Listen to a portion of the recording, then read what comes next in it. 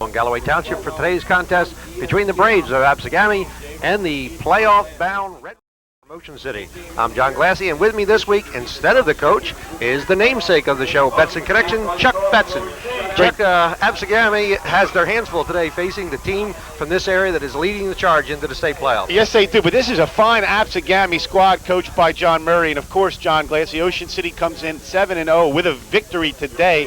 They can clinch the top seed in the South Jersey Group 3 playoffs and host a playoff game next Saturday at Ocean City. So that will be a factor. Right now we're going to have the national anthem, and we'll be back with more Cape Atlantic League football right after this.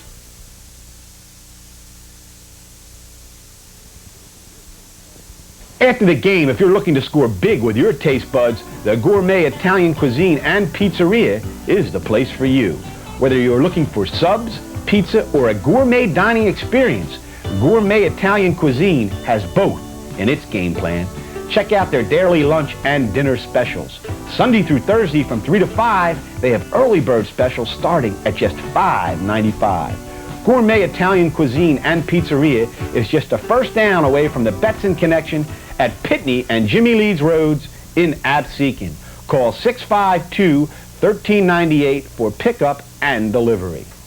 The Giuliano family would like to invite you to enjoy an unforgettable dining experience. Located at Ocean Heights Avenue and Zion Road in Bargaintown, Giuliano's is open for lunch 11:30 to 3 daily and dinner from 4 till 11. Try a tempting appetizer while your entree is cooked to order. Relax in Giuliano's lounge with a snack and a cold drink. Or visit Giuliano's packaged goods store with a wide variety of spirits and cold beer. For a family restaurant with family prices, come to Giuliano's, Ocean Heights Avenue and Zion Road, Bargaintown, 927-6363. If you're looking for a close encounter of the collectible kind, Beachcomber Collectibles in the Shore Mall is the place for you. Because it's not just a card shop. And it's just not a sports collectibles shop. And it's just not a coin shop. And it's just not a comic book shop. How you doing? I'm Tomola Female Lounge shop here at the Beachcomber. They have everything.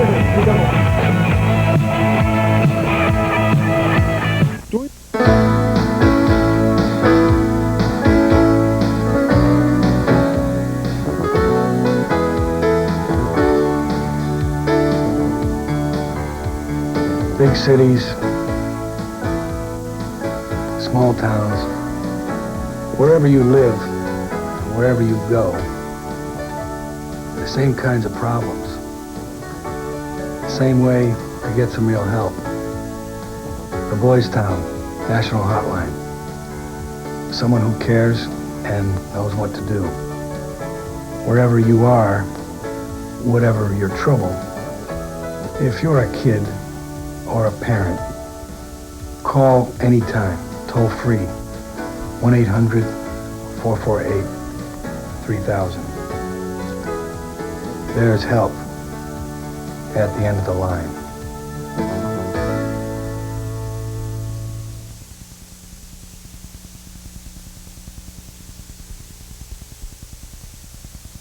It's a beautiful day for football here in Galloway Township today. Temperature in the 60s, very little breeze. And although Absegami's coming in 3-4 against a 7-0 club, this team is not to be taken lightly. No, it certainly isn't, John Glassy. John Murray's done a fine job with this program. Last week they really had Bridgeton on the ropes before falling to Bridgeton. And the week before they got beat off by a pretty good Millville team that's coming on strong at the end of the season. But this will be a tough test for the Red Raiders. They're already in the playoffs, John, but they want to get the top seed and home field advantage in the South Jersey Group 3 playoffs. John Glassy, you've seen this Ocean City squad, and they really are the surprise of the Cape Atlantic League. What is the strongest point of the game for Ocean City, do you think? I think that they just can come at you with so many different weapons. Their offensive backfield, their best defensive player last year was Josh Baker. He's turned into an outstanding offensive player. Kevin Sinclair has set every record Ocean City could ask for. And Jason Tarvis is a ball player who comes and gives you 60 minutes, or in this case, 48 minutes of play every week. Okay, and also, John Glassy, we want to talk, you mentioned Kevin Sinclair. He comes into the contest with 112 points on the season. The single season record at Ocean City is Mike Lenahan. He set it in 1975 with 132 points. Also, Kevin Sinclair single season rushing yards. He's got 1,034. That is the sixth best mark in Ocean City football history. And you mentioned he's racking up a lot of records. John, we get the kickoff. There's the kick. It goes over to the right side of the field. Looks like Jason Tarver is going to pick it up right at his 20-yard line. Goes to midfield up to the 25, 30-yard line where he's knocked down. And Ocean City gets their hands on the ball first. First and 10, ball on their own 30. And, of course, they have used two quarterbacks this year, Matt Lefevre and Stephon Davis. Davis got the nod last week, and it looks like he will be the starter again today, John Glassy. Both underclassmen, a sophomore and a junior, Lefevre and Stephon Davis. A lot of youngsters on the Red Raider squad. It is a young team. That's why it's so surprising that they are unbeaten at 7-0. Davis hands off to the second man going around the right side. A lot of room to run, and he's off to the races. Up to the 50, to the 45, down to the 40. First play from scrimmage, and there go the Red Raiders with Josh Baker running to the right. Yeah, you know, with all the talk about Kevin Sinclair, you forget that Josh Baker, 5'9", 155-pound senior, pretty good player. He got outside, they lost containment, and a good tackle by Phil High slowed him up, or he may have gone. 30-yard run on the very first play from scrimmage, and a first down for Ocean City. They're in Absegami territory, first and 10. Handoff right in the center line. Kevin Sinclair piles ahead for about 5 yards, maybe 4. It'll be 2nd and 6 for the Red Raiders. Looked like number 76, Michael Cruz, 6'2", 240-pound senior, was in on that play, and he'll be a key today for Absegami, as Cruz, who was hampered by injuries at the beginning of the season, one of the finer defensive linemen in the Cape Atlantic League. Davis brings up the Red Raiders, 2nd and 6. Ball now on the 37-yard line. Handoff around the right side. Jason Tarvis powers ahead. Looks like he's got enough for the first down. Was tackled right about the 30-yard line. So that quickly they went from their own 30 to the Absegami 30. And this is a power rushing attack, John Glassy. And anytime you mention power rushing, you have to mention the offensive line. You see what kind of surge they're getting. Just that quickly, 3 different players carrying the ball for the Red Raiders. Baker on the opening play. Sinclair on the second play. And that time Jason Tarvis and another first down for Ocean City. Certainly a lot of weapons that Gary Degenhardt can call upon in this offense. Handoff right into the center line. Kevin Sinclair just powers his way past 2 men, gets down to about the 15-yard line. The Red Raiders are on the move. And that looked like a quick trap up the middle. We can watch it again, John Glassy. Here it is. They show flow to the right, and they give it to Sinclair up the middle, and he's a tough back to bring down. Only a junior. Baker around the right side. Powering ahead again. He's down to about the 14-yard line, maybe the 13-yard line. Let's bring up a second down now, 2nd and about 7. That was the first time they slowed him down on first down. Joshua Baker comes off a performance last week against Egg Harbor Township, had 111 yards on the ground in that big win for the Red Raiders. This is what they did in the second half against Egg Harbor Township. They just controlled the ball and moved up and down the field. Handoff to Sinclair into the center line. Gets down close to the 10-yard line. Cruz again on the tackle, John, as number 76 is going to have his hands full today, along with the rest of the Absegami defense, trying to stop this running game. But we have a 3rd and about 5 here. We'll see if the Absegami defense can stiffen. In the shadow of the Absegami goal line. Handoff to Tarvis around the right side this time. Gets down. Looks like he's got enough for the first down. Looks like he spun inside the 5 to about the 4-yard line. 4th first down of this drive for Ocean City. All on the ground, John Glassy, and there's no need to throw the ball when you move the ball. Let's look at the play again. Tarvis gets outside. A good block that time by number 67, Josh Case, 5'11", 195-pound sophomore guard. He's blocking like a senior out there. They got a couple of sophomores and another junior on that forward wall. Got some underclassmen in the backfield. Changing the formation. Baker shifts to the right. 1st and goal for Ocean City. Handoff to Sinclair. Sinclair pushes inside. Is that touchdown number 19? Yes, it is.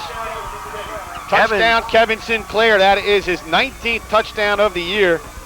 Gives him 118 points on the year as he's closing in on Mike Lanahan's single-season record. And there you see it again as Kevin Sinclair, a big tractor trailer for Ocean City. Tough man to bring down, John Glassy. Just unbelievable what he's going to do to the Ocean City record book by the time he gets done playing for the Red Raiders. Here's the kick. And the kick is good. Ayers kicks the extra point for the Ocean City Red Raiders. So just that quickly they get on the board, and it is a 7-0 lead for Ocean City. We'll be back with more action in just a moment.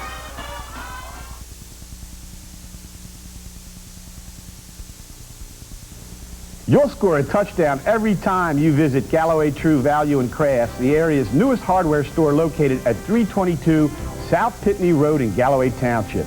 Galloway True Value and Crafts is a state-of-the-art facility equipped to meet the needs of the area's fastest growing township. This high-tech facility offers specialized computer match coloring to make that unique room complete. Galloway True Value also offers rental of floor maintenance machines and a home winterizing center to prepare your property for the winter months ahead. The craft department is waiting to deliver that special holiday touch, and the service department delivers propane gas, screen repair, glass cutting, and key making. Galloway True Value and Crafts is open from 8 a.m. to 8 p.m. Monday through Saturday and from 8 to 5 on Sunday. If you're looking for that winning game plan to improve your home or business, you'll find it at Galloway True Value and Crafts. Dial 748-7400 for all your hardware needs.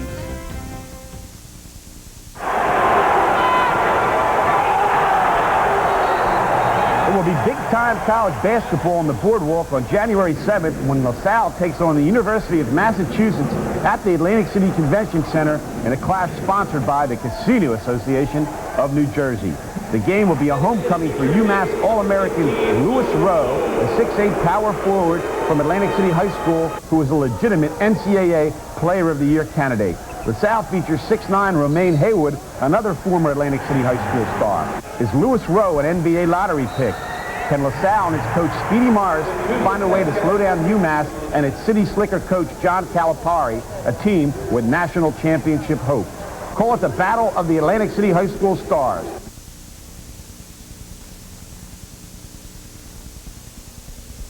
It's UMass versus LaSalle and Lou Rowe against Romaine Haywood on Saturday, January 7th at the Atlantic City Convention Center. Shoppy Trophy has been a South Jersey winning tradition for over 70 years. Shoppy has a full selection of trophies and plaques fit for any occasion or sport and can be customized with your logo. They have functional gifts like Seiko or Bulova clocks, pens, money clips, and letter openers. If you're looking for something unusual, try Shoppy's collection of Emmett Kelly porcelain figurines.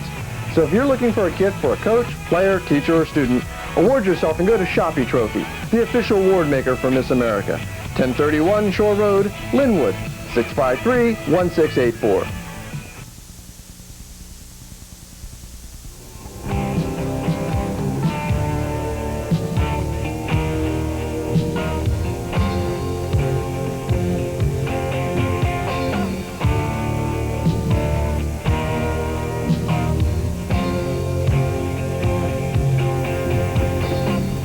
Hi, I'm Chuck Betson of the Betson on Sounders Cable Channel 2, and I want to make a limousine connection. I call Advanced Limousine 645-2100. Whether it's a concert in Philadelphia, a sporting event at Veterans Stadium or the Spectrum, or a night in the town in Atlantic City, Advanced Limousine is the official limousine of the Betson Connection. Dial 645-2100.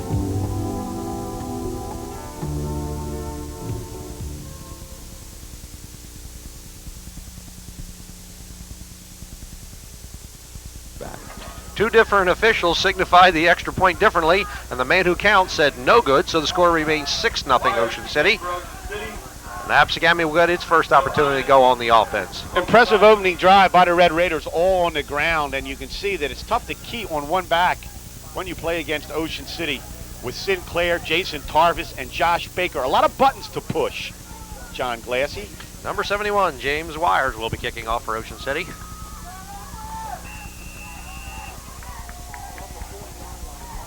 Toby Collier, Phil High, back deep for them, but that one of the up men is going to pick up the ball on about the 22-yard line. Running up to the 3 yards, Chris Cruz, up just at the 30-yard line and just smothered by a sea of white.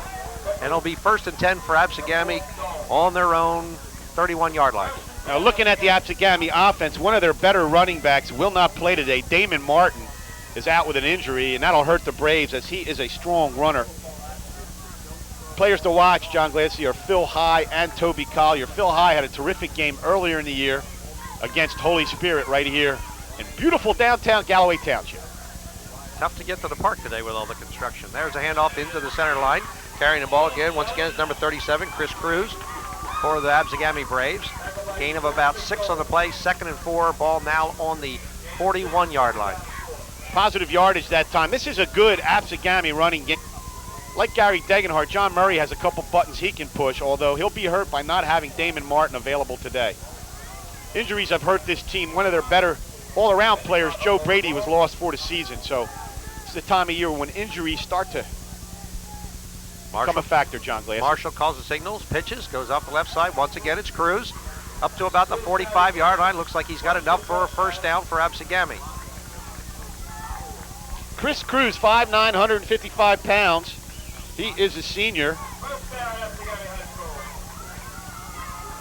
Absegami cannot let Ocean City get away from them today, because if they get several points on the board, they can just smother the clock with their ground game. So Absegami's got to stay right in this game right from the get-go. Of course, defensively for Ocean City, the man to watch is number 79, Josh Rowe. He's been a good player all for the Raiders. Handoff right into the center line. Bill High carrying the ball, gets up to about the 46-yard line. First man to hit him for Ocean City was number 66, Chris Deering. One of the defensive leaders for the Red Raiders all season long. That defensive front of Ocean City, Josh Rowe, Brendan Green, Chris Deering, and Sean McDowell has really improved of late. I know they were a little worried about their defense coming into the season, but it certainly has matured. That's why you're 7-0. 46-yard line for the Braves, 2nd and 8. Marshall calling the signals. Marshall drops back to pass, looks over the center field, throws it just off the fingertips of number 86 for the Absegami Braves, Sean Scannell, and it falls incomplete. A good defensive coverage by Greg Lefevre that time from his linebacker position. He dropped right back in the passing lane and almost intercepted that ball, John. Showed some good mobility. If he throws it straight down the center of the field, the sun will be right in the receiver's eyes. So if he does go to the air, you might expect that the team coming from your left to your right will be throwing a lot of flare-out passes. High, hands off, into the line, number 9, Toby Collier. Collier gains about 3 on the play, gets up close to midfield. See where the officials place it. They actually place it over into Ocean City territory, right at the 50-yard line. So it's going to bring up a 4th and about 3, a punting situation for the Braves. So the Ocean City defense stiffened there and will force a punt as Matt Endicott in the game, number 50, one of the better all-around players on this Absegami squad. Jason Tarvis back to receive for the Red Raiders. Snap, gets the ball up in the air, end-over-end kick, bounces on the 28-yard line and gets an Absegami roll, goes into about the 24-yard line where it's going to be down, and Ocean City will get their second shot at the ball. 1st and 10, ball on their own 24. John, I know you've called a number of Ocean City games this year. We know about their rushing attack. What kind of passing offense do the Red Raiders have? They have so much speed on the outside. They've got 2 very big ends, and Sean McDowell, who's 6'5", and Josh Rowe sometimes slides out there. He's 6'3", or they'll put 2 other guys to the outside, and they can come out of the backfield. So they got a lot of weapons there. They got weapons everywhere. Going around the right side this time is Josh Baker. Baker takes it up past the 25-yard line to about the 26-yard line. Well, see, the officials have moved it up to the 28, so it's a gain of about 3 on the play, 2nd and 7. It seems they really like to run right behind Josh Case and Josh Rowe on the right side, the offensive guard and the offensive tackle. Of course, Josh Rowe is 6'3", 225-pound senior. That's a pretty big boy to run behind, John. That's the kind of guy you want to be behind. That's what they set up often, that play right there. They run right, and then quick to the quick hitter to Sinclair right in the center of the line, and that's usually the result, a first down for Ocean City. Okay, and Kevin Sinclair came into the game with 1,004 yards on the season. He needs just 289 yards to break the single-season rushing mark at Ocean City, held by Mike Lenahan, and with the playoffs coming up in the Thanksgiving Day game, he certainly has a good chance to break that record. Snapped into the backfield. Nice play by number 5, Kevin Citron for Absegami. And actually throws Ocean City for a loss, one of the few times they've seen that. That was Jason Tarvis on the carry, and that time good penetration by Kevin Citron. 5'10", 160-pound senior for John Murray's Absegami Braves. 2nd and 12, John. Ball on the 35-yard line. And the first man, which will be Sinclair. He just picks his way, looking for daylight. Gets very close to a first down, up about the 47-yard line. not just a power runner. He does look for his holes. No, he really does, and he seems to pick out his holes as he waits for his blocks to develop. Let's look at it again, John Glassy. You can see him cut left, cut right, goes back and forth, looking to follow his blocks. The officials have signified a timeout. They're going to take a measurement here. It may be the 6th first down for the Ocean City Red Raiders. Their first drive went 70 yards, and Kevin Sinclair punched over from the 4-yard line for a touchdown. Looks like he may be a little bit short, John Glassy. Very, very close. There you see the signal from Mr. Stetzer. Nice Pleasantville product, the Stetzer family. Okay, John Glassy. Former Greyhound.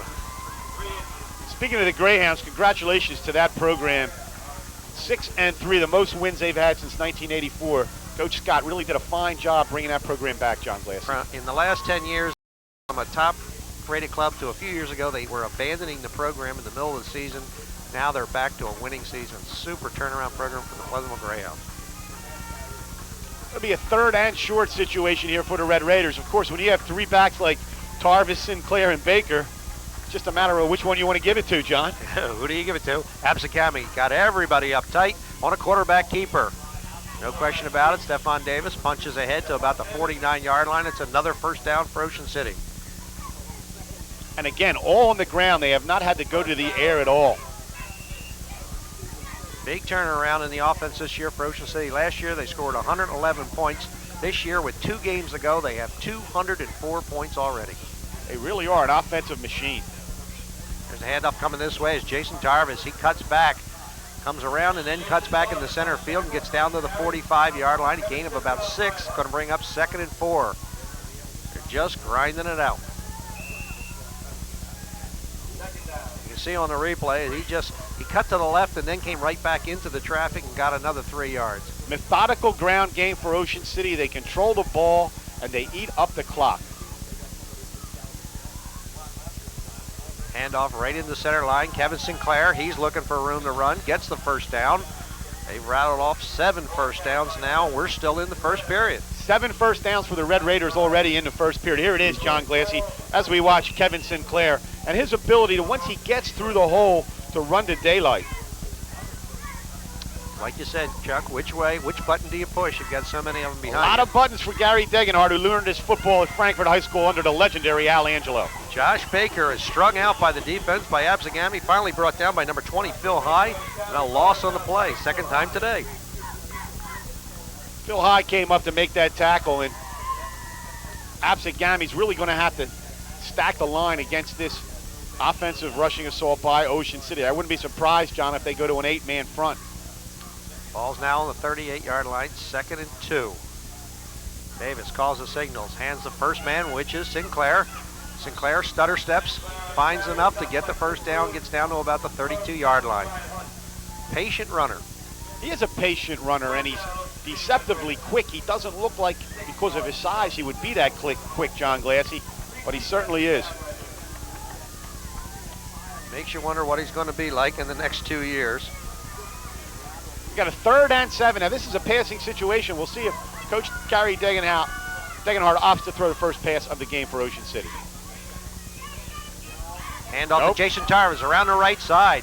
Looks like he's got enough for the first down. He gets inside the 25 to the 24-yard line. Jason Tarvis on an outside play. The Absegami end lost containment. And I guess when you have backs like this, you don't have to throw the football. Good block that time by number 42. Britton Busby threw a nice block that time, and that allowed Tarvis to get the first down, John. Another underclassman for Ocean City. He's only a junior. Handoff Sinclair in the center line. Breaks 1 tackle. Gets down inside the 20 to maybe the 17-yard line, where he's finally brought down by number 20, Phil High. Phil High plays both sides of the ball for Absegami. So it's going to be 2nd down now. 2nd and 3 yards. About the 17-yard line for Ocean City. They're knocking on the door again. Handoff to Jason Tarvis around the right side. It looks like he may have enough for another first down. On any other club in South Jersey, Jason Tarvis would be the outstanding star and get all the attention. I think you're right, John. And in this club, he's just one of the stars. One of a cast of fine offensive backs for this Red Raider team. It is a first down for Ocean City. They now have 9 first downs, and we still have 1 minute 30 seconds to go in the first half. This Absegami defense has been on the field a long time already in this first quarter, John, and there's Sinclair again. Sinclair just through the center. I notice that they're pinching tighter and tighter each time. They know they're going to get run at, so they're just bringing it in real tight. That opens you up for the passing game. Gain of about 8 on the play. It's going to bring up 2nd and 2. And the ball now on the 7-yard line of Absegami.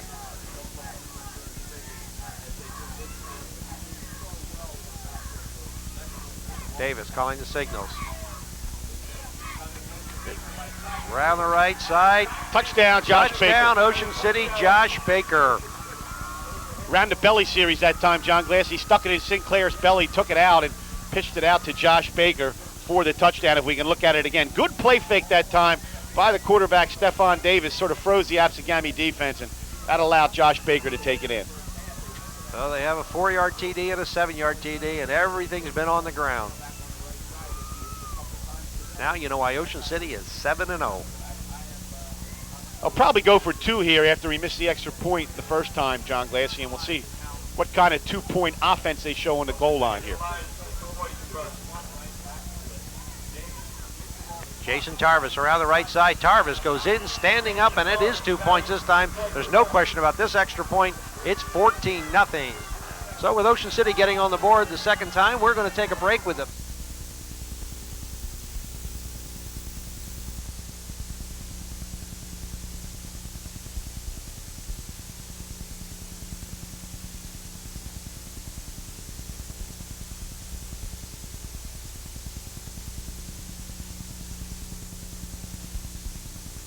Atlantic Shore Orthopedic Associates have more than 37 years of playing field experience when it comes to treating scholastic football injuries. The Atlantic Shore lineup includes Dr. John Baker, the Holy Spirit High School team physician for the past 17 years, Dr. John Christini, the Egg Harbor Township High School team physician for the past 10 years, and Dr. Fred Dalzell, former quarterback at Princeton University. Dr. Daniel DeMeo and Dr. Ralph Cavalier round out the Atlantic Shore roster. While rehabilitation is Atlantic Shore's expertise, the key element in any winning game plan is prevention. Hi, Dr. Fred Dalzell at Atlantic Shore Sports Medicine. I think as we reach the midpoint of our seasons in football, field hockey, and soccer where there's a lot of contact, one of the most common questions is, how do I know when I have a more serious injury, when I need an x-ray or medical attention? Anytime that you find there's swelling or tenderness along the course of a bone rather than over the fleshy part of an arm or leg, anytime there's swelling of a joint, redness or loss of motion of that joint, or anytime there's instability of a joint, I think these are signs that maybe there's a more serious injury that's occurred. These types of injuries need to be brought to the attention of your trainer, or if not available, have medical attention. From myself, Dr. Fred Dalzell, Dr. John Christini, and Dr. John Baker at Atlantic Shore Sports Medicine, we'd like to wish all the Cape Atlantic athletes a good season and a healthy season. Bagels are the healthiest way to start your day, and the best place in South Jersey to start your day with a bagel is the Bagel Gourmet, located in the Leeds Point Shopping Center, just off Route 9 in Oceanville of Galloway Township. The Bagel Gourmet is the official bagel home of the Betson Connection. Stop by any Saturday or Sunday morning, and you'll find Chuck Betson, host of the Betson Connection, waiting for his weekly bagel allotment from the Bagel Gourmet. The crowds have been so big at the Bagel Gourmet that the facility has been recently expanded to meet the customer demand. The Bagel Gourmet offers 14 different kinds of bagels for your enjoyment. Egg bagels, garlic bagels, blueberry bagels, poppy seed bagels, plain bagels, and cinnamon raisin, the favorite of the Betson Connection. That's the Bagel Gourmet, open daily from 7 a.m. to 3 p.m. in the Leeds Point Shopping Center in Oceanville. When Chuck Betson wants to make a bagel connection, he calls the Bagel Gourmet. Whether it's before or after the game, Sabati's Sub Shop is the place where Cape Atlantic League football fans go when they are hungry. Sabati's Sub Shop's offering a special during Cape Atlantic League football season, $1 off a whole sub. Just mention the Betson Connection Cape Atlantic League edition. That's Sabati's Sub Shop in the Leeds Point Shopping Center, Route 9, Oceanville. Dial 652-9196.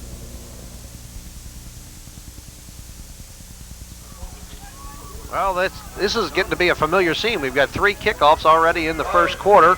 Score is 14-0 Ocean City. And there's a successful 2-point conversion as Jason Tarvis just followed a convoy of red and white blockers into the end zone for the successful conversion. Puts Ocean City out in front 14-0 with 15 seconds left in the first quarter here, John. A quarter entirely dominated by the Red Raiders. James Wire kicking off once again for the Red Raiders. There's the boot. Nice boot this time. A little bit of a line drive. Picked up by Phil High, number 20 on his own 15. He's up to the 20, 25. Cuts back over the 30, 35. Got some room, nice John. run. Phil High is off to the races. Phil High going to return this kickoff the entire distance. 85-yard touchdown return. Touchdown Absegami, and we mentioned Phil High certainly belongs to probably be mentioned in the same group with Dimmick Elliott, Andrew Parker, and even Kevin Sinclair as he fielded that kick at his own 15. Broke to the outside. Ocean City lost some outside containment, John Glassy, and once High got in the open, no one was going to catch him. Let's watch it again on the replay. Notice he comes up behind the wall, goes into center field, then cuts back this way. And right there, number 50 lost outside containment. High cut it back up, and you see he runs away from half the population of America's greatest family resort. Spoken like a true former lifeguard. You got that right, John. Once you get that sand in your shoes. Never stops. High looked like he was going to run all the way to the 9th Street Beach with that kickoff return. Brian Marshall will try the extra point for the Absegami Braves. That may be just the lift they need to keep this game from getting away from them here early. You know, in Ocean City's really dominated the entire quarter, and to have a kick run back really can put Absegami right back in the game as Brian Marshall attempts the extra point here. Bad snap from center, John. Going to try to run it in, and he may run it in. He does. Carrying the He ball. runs it in. A great play by Dave Gargione.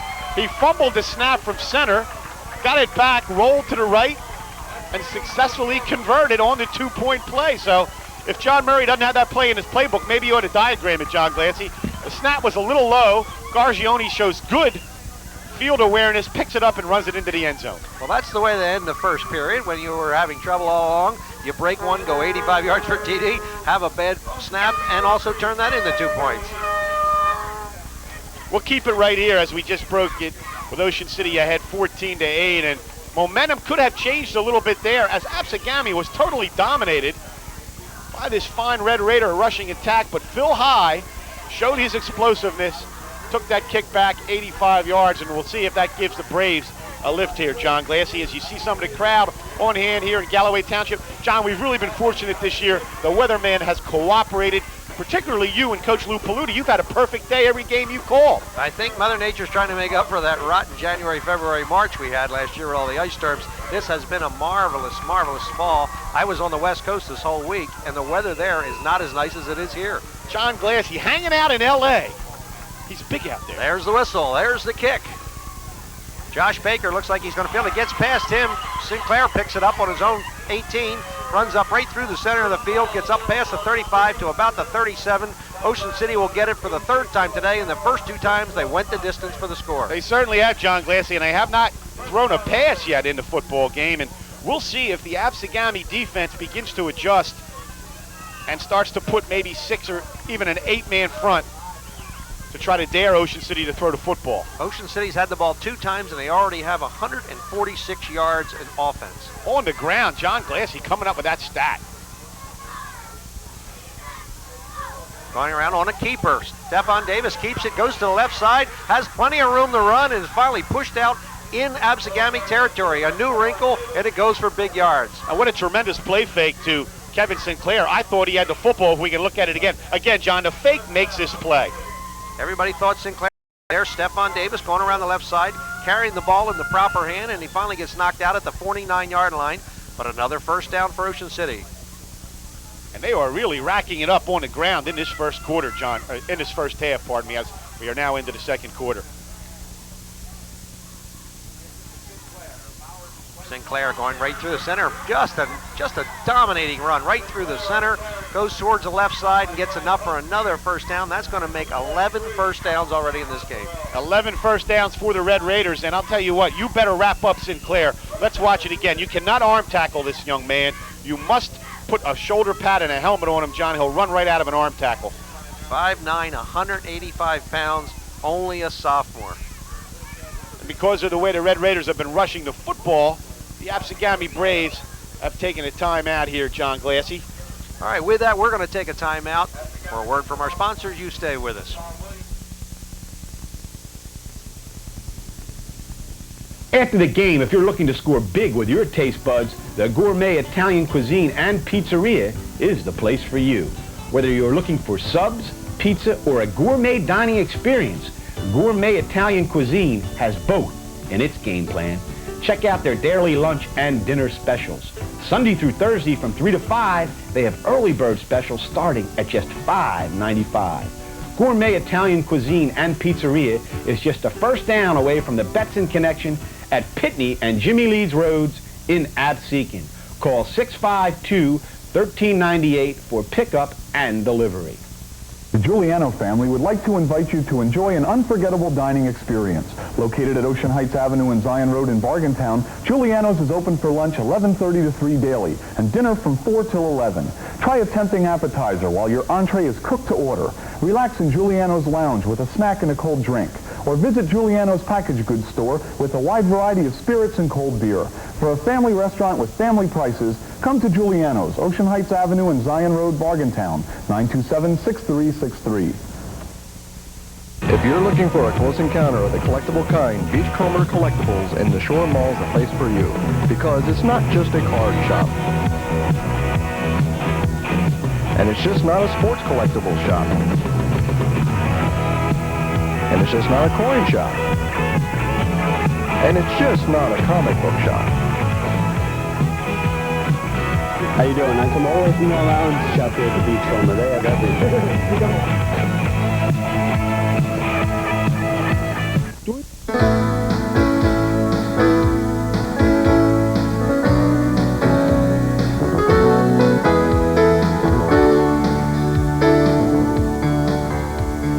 Big cities, small towns, wherever you live, wherever you go, the same kinds of problems, the same way to get some real help. The Boys Town National Hotline. Someone who cares and knows what to do. Wherever you are, whatever your trouble, if you're a kid or a parent, call anytime, toll free, 1-800-448-3000. There's help at the end of the line.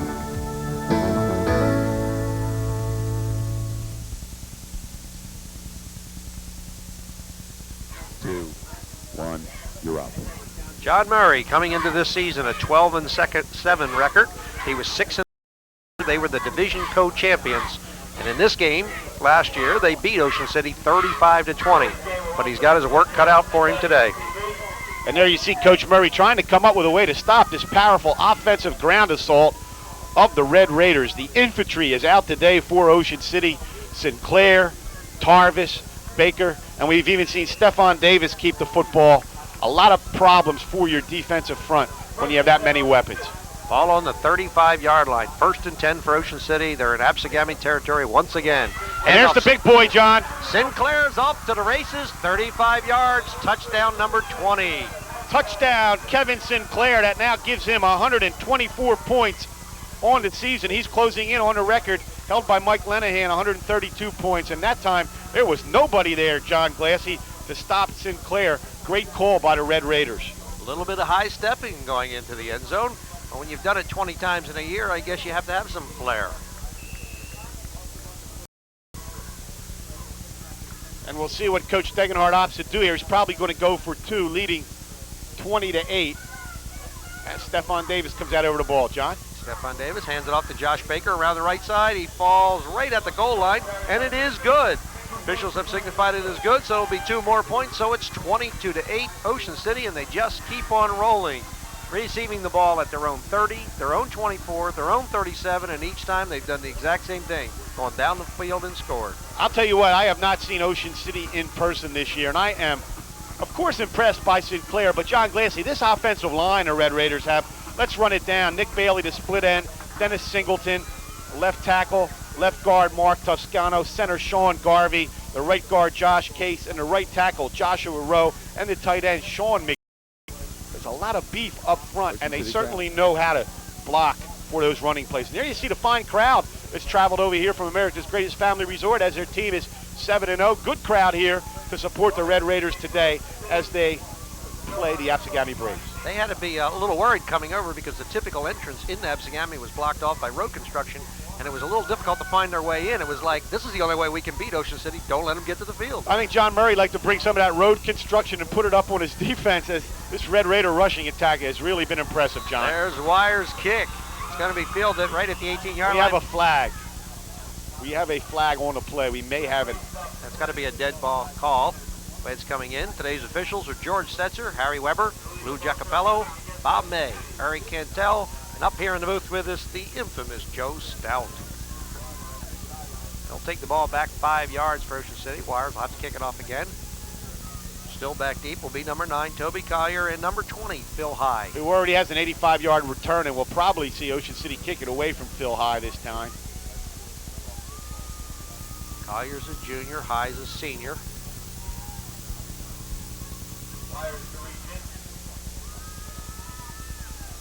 Well, the hand is up once again. Give Wires a second shot at it. Look for the ball to come down somewhere around the 25-yard line if his other kicks are an indication. There's the kick. It's going to be on the ground. Bounces at the 40, picked up by one of the up men at the 35, and he goes back to the 40, 45, up to midfield. Carrying the ball is number 37, Chris Cruz. And Absegami's going to have very good field position this time. And again, if there's been one weak point for Ocean City today, it's been the kickoff coverage, and I'm sure that's something Gary Degenhardt and his staff will work on this week. Because once you get into playoffs, you really have to refine all aspects of your game. Special teams are important. When you have a running attack like Ocean City, it makes up for a lot of other things, John. Yeah, you can cover a lot of mistakes with that offense. 1st and 10 for the Braves. See if they get the ball to Phil High some here. They have to get the ball in his hands. And that's exactly who gets the ball here. He powers into about the 45-yard or maybe the 44-yard line. Gain of about 4 on the play. It's going to bring up 2nd and 6. You're doing your Lou Flutie impression. Lou starts to predict the calls by the second quarter. I'll never be able to fill the shoes of Lou Paluti. He's uncanny, his ability to call the plays, and I'm proud to have him as part of the Bets and Connection Salmons Cable Channel 2's Cape Atlantic League football team. And John Glassy, you've done another fine job this year. It's really a joy to work with Lou because he can really analyze the game quickly. There's a handoff to Cruz right into the left side of the line. He's met right at the line of scrimmage. Gains about 2 on the play. Got about 2 yards on his own. Hit by number 76, Robert Layton of the Ocean City Red Raiders forward wall. It's going to bring up a 3rd and about 2. Ball right on the 40. 3rd and 2. We'll see what John Murray does here. And, of course, Damon Martin is not available today for Absegami. Cruz is filling in and playing pretty well. I expect we're going to see Mr. High get the football here. And that's who has it. Hands off right into the line. It looks like he's got enough for the first down. Absegami High School gets another first down, the 2nd of the game, on the strength of Phil High. Phil High, again, a senior, fine running back. John Glass, he's had some real quality games this year. Has been somewhat overshadowed by the Andrew Parkers and the Kevin Sinclairs and the Dimmick Elliott. But he belongs right in that class. He's been a fine player here at Absegami for John Murray. It's been a good year for good running backs. It really has. The amount of running backs in this league is unbelievable. Cruz around the right side on the second handoff. And he is finally met by a wall out there as the defensive secondary comes up. And he is knocked down for a loss.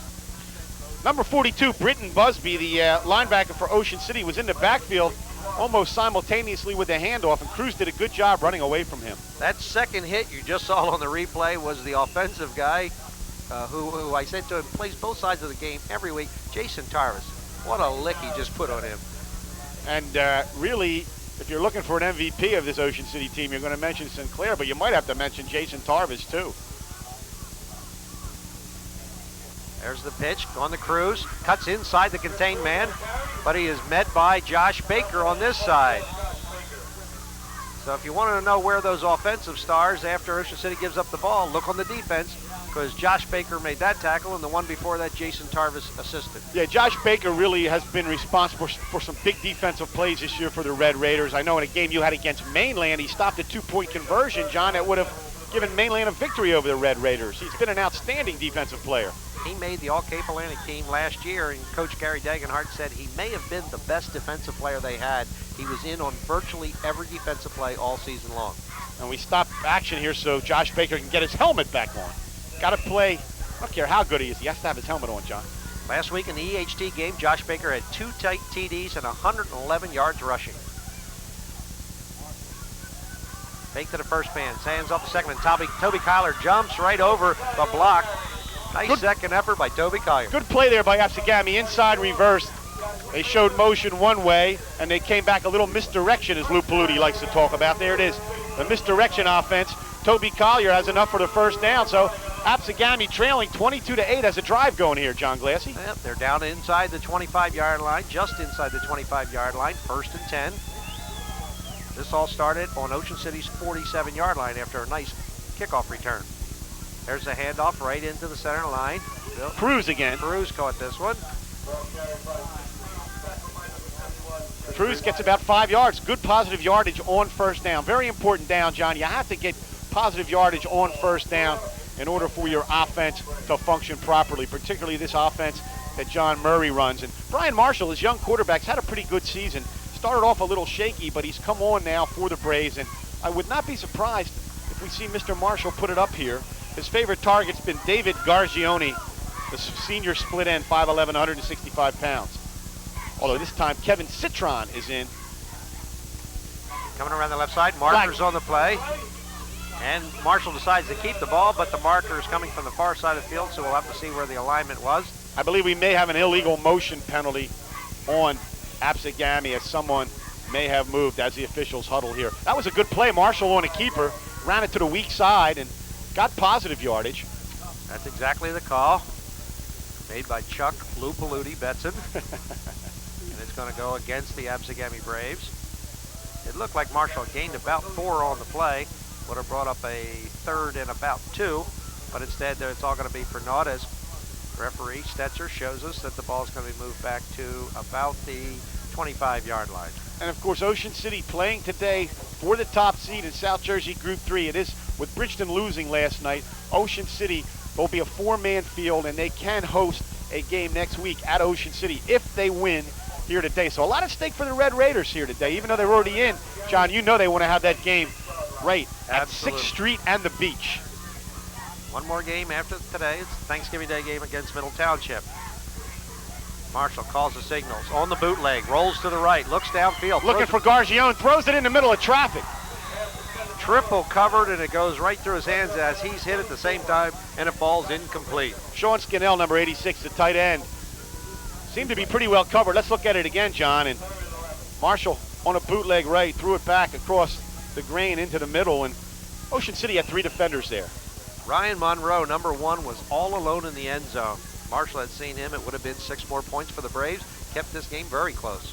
And Marshall can throw the ball. So we'll look to see what John Murray does again here. He's got a 3rd and 11, a passing situation. Toby Collier now out to the right side. Kevin Citron to the left, John.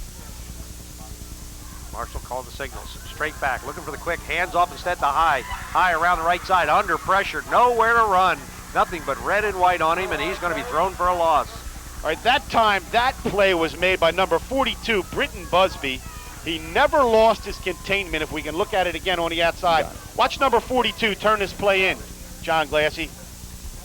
See him right there. He never let High get outside. Very important play. Coaches preach that, keep containment. That's exactly what Mr. Busby did on that play. And set him up for Jason Tarvis, who came in there and put the tackle on him. But sometimes it's the contained man who turns the play in, who really is the hero of the play, although he doesn't make the tackle. And he very often doesn't get the credit. Doesn't get the credit. You so appropriately picked it out. That's the kind of guy who does the work, doesn't get the credit. 4th and long. Absegami's going to go for it. Looking for the quick hitter over the center field once again. Intended for number 3, David Gargione. Ball's incomplete, and the ball will be turned over on downs to the Red Raiders. So Absegami had a drive going, got inside Ocean City territory, but could not put it on the board. Ocean City will get it for the 4th time in the first half. And the penalty hurt Absegami that time, as it appeared they had a first down, John, but that motion penalty sort of got the offense out of whack. And if Absegami's going to stay in this football game, they're really going to have to try and stop this heralded ground attack of the Red Raiders of Ocean City. You can expect Ocean City just to grind this out now. Hand off to the second man, not to the first man. Faked it to Sinclair. Gave it instead to Josh Baker. Little or no gain on the play. Hit by number 37, Chris Cruz, on the defensive side. And also Alex Bridgeton made a good tackle on that, number 71, who's had a fine season for Absegami. And they need more of that if they want to get back in this football game. Ball on the 32-yard line for Ocean City. Sinclair picking his holes, running very cautiously and just finding the intelligent holes. Looks like he's got enough for a first down. 10-yard gain for Kevin Sinclair. He really does pick and choose once he gets through the line of scrimmage very well, John. Let's watch him again. Once he gets through the line, you see he's always looking for that opening. It's not just a power runner. No, he really isn't. Intelligent runner. He's really a hard runner to describe if you were going to describe his style. Good, I know, is one of the I know that is one word. Sinclair again. Another 8-9 yards on this carry. Just two carries in a row, 19 yards. Pepe Mercado on the tackle for Absegami. Very close to the midfield stripe, as you can see the ball there, right on the line. Those sideline shots today being given to you by Lamar Clark. Another Pleasantville grad, I might Yes, add. and he's done a fine job for us this year on Salmon's Cable Channel 2's coverage of Cape Atlantic League football. One of the key members of our crew, bringing it to you on Salmon's Cable Channel 2. Second down and short, John. Josh Baker around the left side has plenty enough for the first down. Takes the ball into Absegami territory at about the 45-yard line. And again, Absegami has just not been able to stop this rushing attack of Ocean City. There you see Josh Baker running hard, putting his head down, and Ocean City just content to get 4 and 5 yards at a clip. Sure, they'll take the big run if they can break it, but they are really controlling the clock here. 13 first downs in the first half. Boom. Good solid hit by the Braves after a gain of about 6, maybe 7 yards.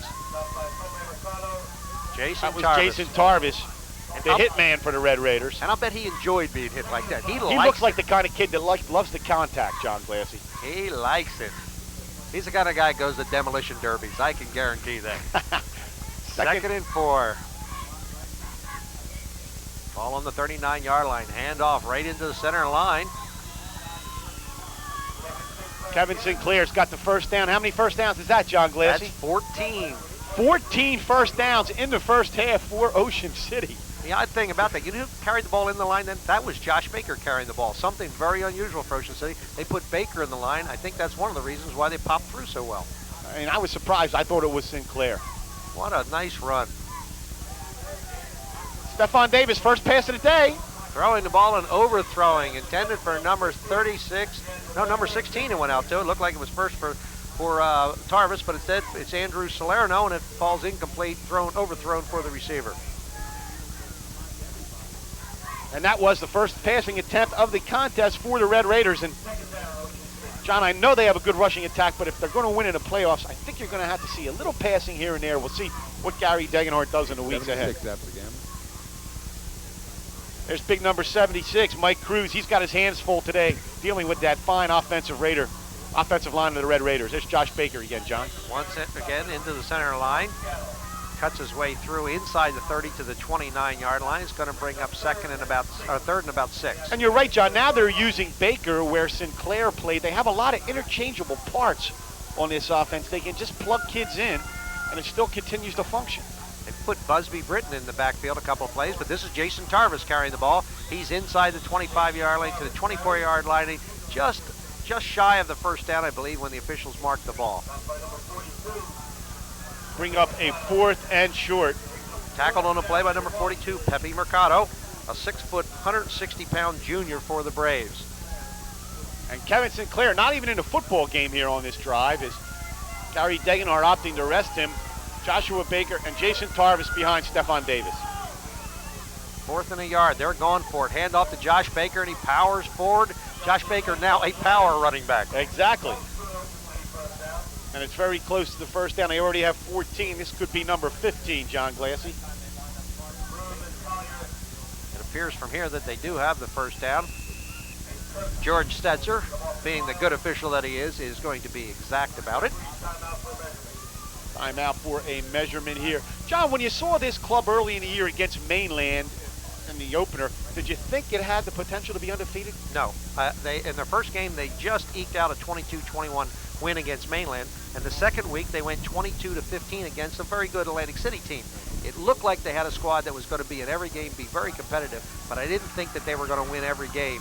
They have just gained confidence as the year went along. And a fine job done by Gary Degenhardt. He learned his football at Frankfort High School under Al Angelo, a coaching legend in Philadelphia. A lot of people don't know Gary Degenhardt summered in Ocean City. I knew him when I was on the beach patrol. Little did I know he was going to become a coaching grade at Ocean City. John? Jason Tyrus around the left side, avoids one tackler, decides to change fields, comes back in, ends up hitting the turf. A loss of about 2, maybe 3 on the play. 15 first downs for the Ocean City Red Raiders as they have just powered ahead with 1:37 to go in the first half. This entire first half has been nothing but Ocean City, except for this one major run back for Absegami where they went still high, 85 yards. Other than that, it's been total domination by the Red Raiders. They want to host that game next week, John Glassy, and we'll have it for you right here on Salmon's Cable Channel 2. Coming back, Busby Britton carrying the ball, gets inside the 25 to about the 24-yard line, but Absegami had that one sniffed out as well. Very little gain on the play. Number 42 making the tackle once again is Pepe Mercado. Pepe Mercado's had a good game defensively for the Braves, but a lot of the defensive backs have had to make the tackle, John. That's not a good sign. They've been breaking into the secondary time and again, Ocean City. We have a 3rd and 11. We'll see what Gary Degenhardt comes up with here. Absegami Braves defense has stiffened here. Handoff to the first man into the line. Powers ahead, but way short of enough for a first down. So it's going to bring up an interesting call now for Coach Degenhardt. Gary Degenhardt. And there you see Gary Degenhardt, and he's going to decide to take a timeout. Of course, as I mentioned, a graduate of Frankfort High School, worked his way up through the ranks at Ocean City, wanted the opportunity. They gave it to him, and they have to be happy with that decision, as he has Ocean City off to its best record since 1932.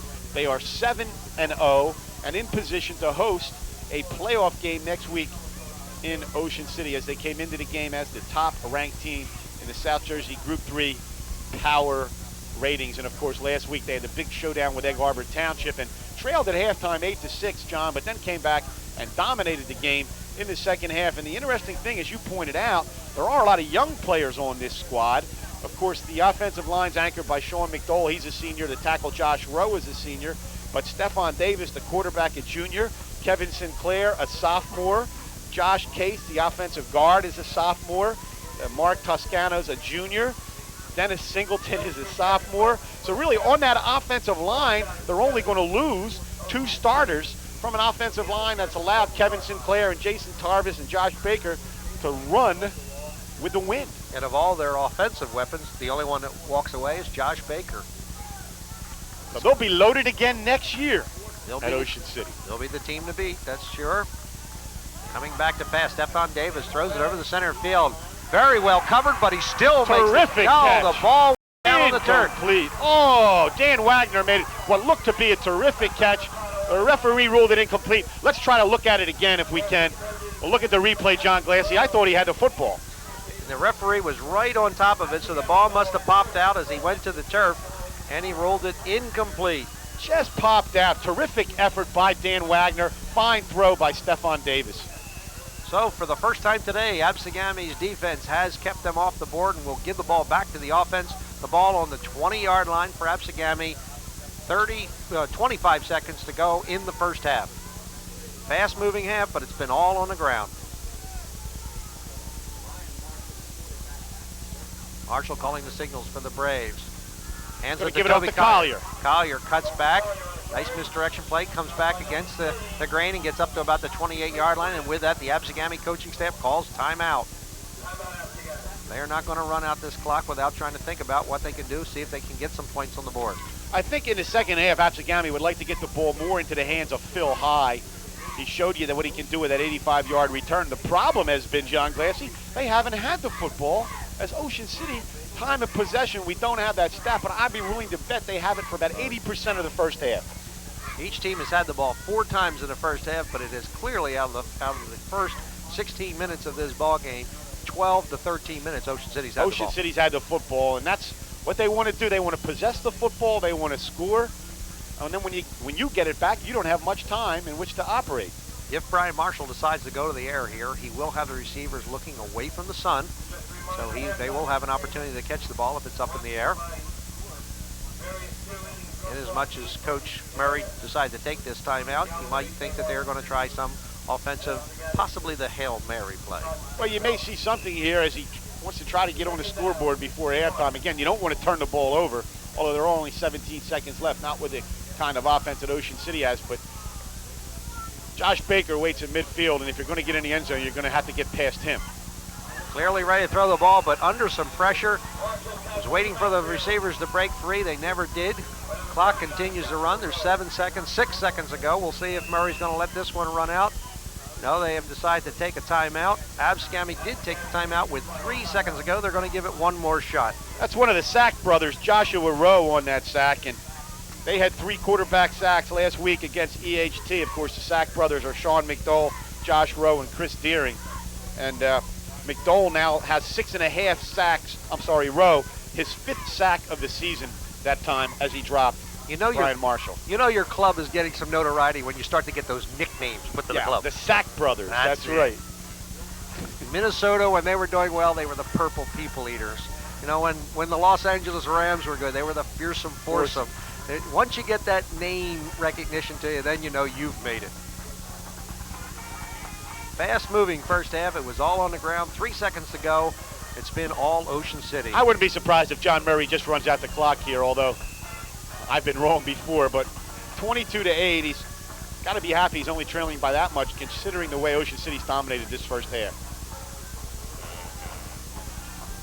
Hands off. That's what he's going to do. Gets the ball into High's hand, John Glassy. High runs out of bounds on the far side. With that, time expires in the first half, an Ocean City first half. So we're going to take a break here at halftime and give you a shot at the Betson Connection Calvi Electric scoreboard. We'll be back with the second half of action in just a minute. Stay with us.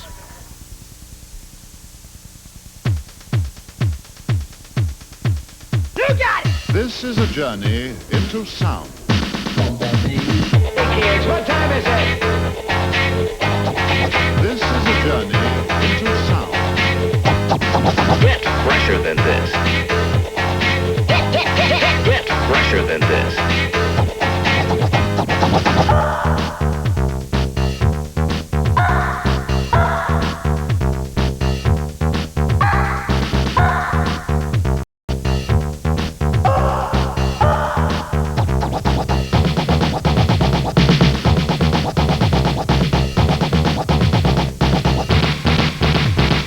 Say kids, what time is it?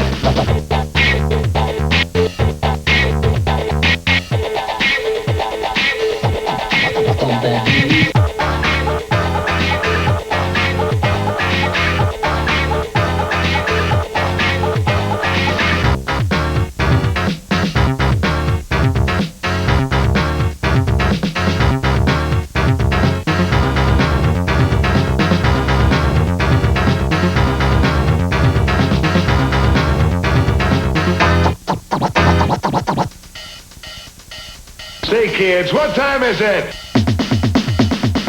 Get fresher than this. This is the journey into sound. You got it!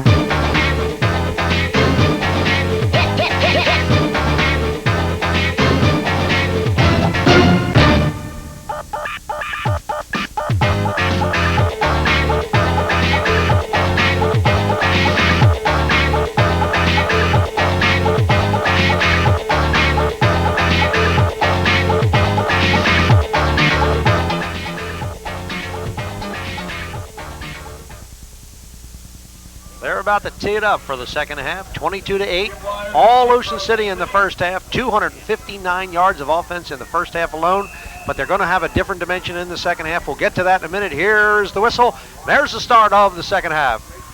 Toby Collier picks it up on his own 10-yard line, brings it out to the 15, 20, 25, 27-yard line, right up the center of the field. Absegami gets it first, and these first two possessions are very critical to Absegami here in the second half. Yeah, they need to get the ball into the hands of Phil High, and then we mentioned at the top with the kickoff, Kevin Sinclair looks like he's injured, will not play in the second half, has his shoulder pads off, has an injured left ankle, injured right ankle, pardon me.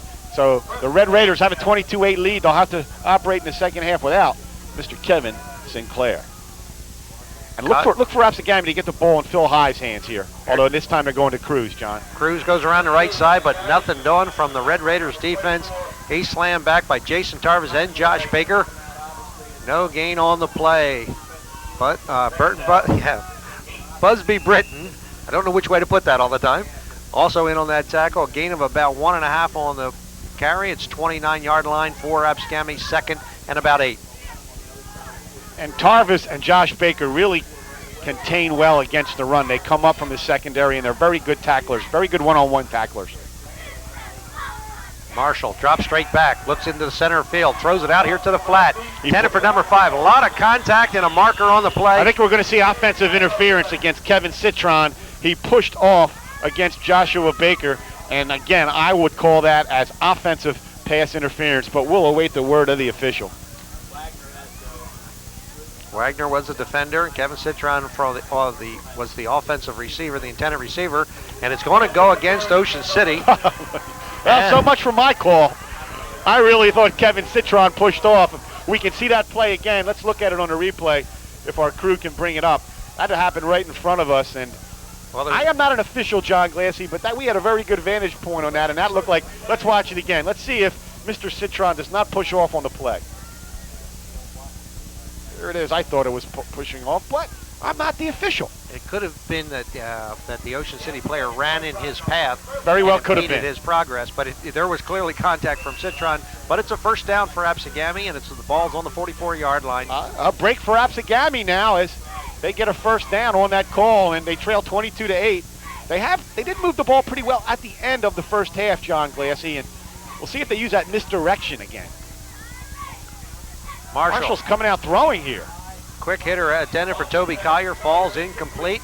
Put the ball right in his hands. That pass was dropped, and Toby Collier would like to have that one back as it hit him right in the hands. 5'11", 175-pound junior, Toby Collier. Fine athlete for Absegami. Brings up 2nd and 10, ball on the 44-yard line. His first possession, possibly the first 2 possessions of the second half, can make the difference in this game. And John Murray not afraid to throw the ball here in the second half as Marshall has come out throwing. We mentioned he's progressed well for Coach Murray this year. This time they're going to Phil High, and he has no room at all. Number 89, Sean McDowell. I remember a player for the Washington Redskins, Ron McDowell, the Dancing Bear. Remember him, John Glass? Huge human being. He also played defensive end for the Redskins, and Sean McDowell making a name for himself at Ocean City, 6'5", 210 pounds. He stopped that play for no gain. It'll be 3rd and 11. A lot of meat up there in the front on Ocean City, both offensively and defensively, and a lot of youth. So it's 3rd and 11, ball on the 42-yard line. Marshall will be throwing more than likely on this down. There he is. He's got time, but he's going to be sacked, John Glassy. It looked like he had a lot of time, and out of nowhere, in they come and bang, he goes down. That was number 54, Brendan Green. Got the 2nd sack of the afternoon for the Red Raiders. He came with a full head of steam. Yes, he did, and Absegami came out throwing, but Ocean City answers with a fine defensive rush. That'll force a punting situation. Matt Endicott in the game to kick it away. Wagner and Tarvis back for the Raiders, John. First punt of the day for the Braves. Ball hits inside Ocean City territory. Gets a great Absegami roll. Gets down to about the 32-yard line where Cruz downs the ball, and Ocean City's going to get it for the first time in the second half. We know that their offense will not have Kevin Sinclair, but they weren't using him at the end of the first half. No, they were not, John. We mentioned they used Josh Baker as filling in for Sinclair, although he did see some spot duty at the latter stages of the first half. He's already scored 2 touchdowns, and with the South Jersey Group 3 playoff game looming, Gary Degenhart's not going to take any chances with the young man. You know that. Now he has two choices. Either just play this safe the rest of the game, go away with a win, don't get anybody hurt, or throw in a few experiments and get yourself ready for the playoffs to see whether or not you can put some wrinkles in. Yeah, I know you have a lead 22-8, but I'm interested to see if Gary will allow Stephon Davis to throw the ball a little bit. He made a fine pass to Dan Wagner in the end zone. Looked like it might have been a touchdown, and he just dropped the ball on a good tackle. We'll see what the Red Raiders have in store here, John. 1st and 10. First possession of the second half for Ocean City. Handoff right in the side. Fumble. Absegami turnover. Absegami is coming out to play this second half. This could get interesting. Toby Collier fell on the football. If we can look at it again, it was a quick trap to Josh Baker. He was hit immediately, fumbled the football. Here it is, John Glassy. Ball's on and the 36. Big break for the Absegami Braves as they take over 1st and 10 at the 36, and they need to get something here, John, to make this a football game. Last time they got the ball on the 47-yard line in the first half. Took it down in close, but lost it on downs. See if they go to Phil High here. Cruz once again into the line, goes on the left side of the line, gains of about 3 on the play. It's going to bring up 2nd and 7. They're setting something up with that play, John Glassy. They're with a straight dive into the line. Don't be surprised if Marshall runs that play again, takes it out of the belly of Cruz, and pitches it out to Phil High. Number 79, Josh Rowe, limping off the field for Ocean City. Oh, that could be another key injury for the Red Raiders. If we can get the camera on that. Josh Rowe, 6'3", 225 pounds, limps off. Already, the Red Raiders have lost Kevin Sinclair. Injuries always a factor this time of year, John Glassy. Marshall on the delay, hands off to Toby Collier. Stopped by number 50 initially by the Red Raiders, Andrew Birchtold.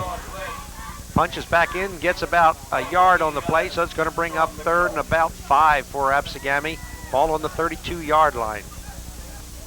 They would very much like to get into the ball game. If they can get a score here, this is a tight ball game. Yes, it is, John Glassy. You go for 2, you could have a 22-16 game. One of the nice touches we saw is when Kevin Sinclair walked out at the end of the halftime. The fans on the Ocean City side gave him a round of applause. Yes, they did. I think you're going to see Phil High get the carry here, and he has it. He's close to the 1st down, John Glassy. They got to get the ball in his hands more in the second half here. This may be an official's measurement. We'll watch Stetzer.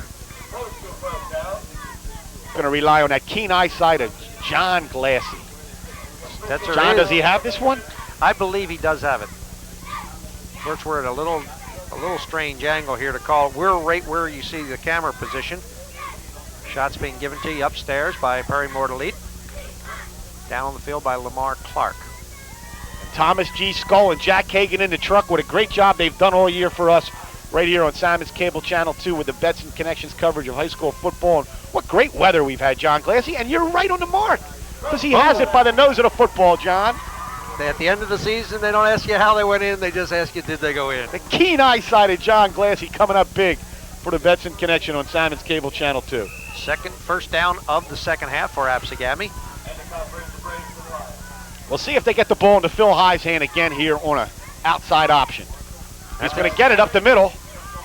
It's like I'm working with Paludio. Fumble. But Absegami keeps it. Absegami got it back, John Glassy. As High had good positive yardage, and then the ball came loose. And I'll tell you what, these defensive backs in Ocean City close very quickly. Josh Baker, Jason Tarvis, doesn't matter who it is, they really are adept at tackling. Baker, coming from that safety position, can go either left or right, and he is in all of the defensive He'll lay the plays. leather on you, John Glassy, no question about that. Now we have a 2nd and 5 for the Braves. Ball on the 21-yard line. They're in, knocking on the door of Ocean City. Marshall hands off to Cruz. Cruz right through the center line. Gain of about 3 on the play. That's that misdirection offense again. We saw it some in the first half. Made from us by the Delaware Blue Hens. We're trying to find You got me. Josh Rowe. That's him on the bench right there, number 79, Joshua Rowe. You see him on the bench right next to Sinclair. So there's 2 big key players for Ocean City out of the contest here, and they're seated next to each other on the bench. Josh Rowe and Kevin Sinclair. The Red Raiders going to have to show they have a little depth out here today. 3rd and 3, John. Hands off Toby Collier right in the line. Looks like he's got enough for the first down. It'll come down to the official marking, but it looks like it was enough for a first down. It's right on the 15-yard line. And it is a first down. John Glassy calling it like he sees it. Not bad for a one-eyed guy. For the Betson Connection Simon's Cable Channel 2, that's why we pay him the big bucks. Big bucks? Big bucks. All right, I like that. I'm even getting paid today. First and 10, ball inside the 15, now on about the 14-yard line. Nice drive by Absegami. They got the fumble recovery on the 36-yard line. Quarterback sneak. John, and Marshall had a little bit of room and quickly was shut down by the Red Raiders. That looked a lot better, didn't it? It looked like he had an opening and boom, he was stopped. All of a sudden they shut that down and brings up about a 2nd and 7. Sean Scannell, pretty good tight end, 6 foot, 185-pound junior. Let's see if Coach John Murray may look to his tight end here. 2nd and 8. Also have to watch number 20, Phil High. They have to get the ball in his hands, John Glassy. Let's see if they run him on an option left.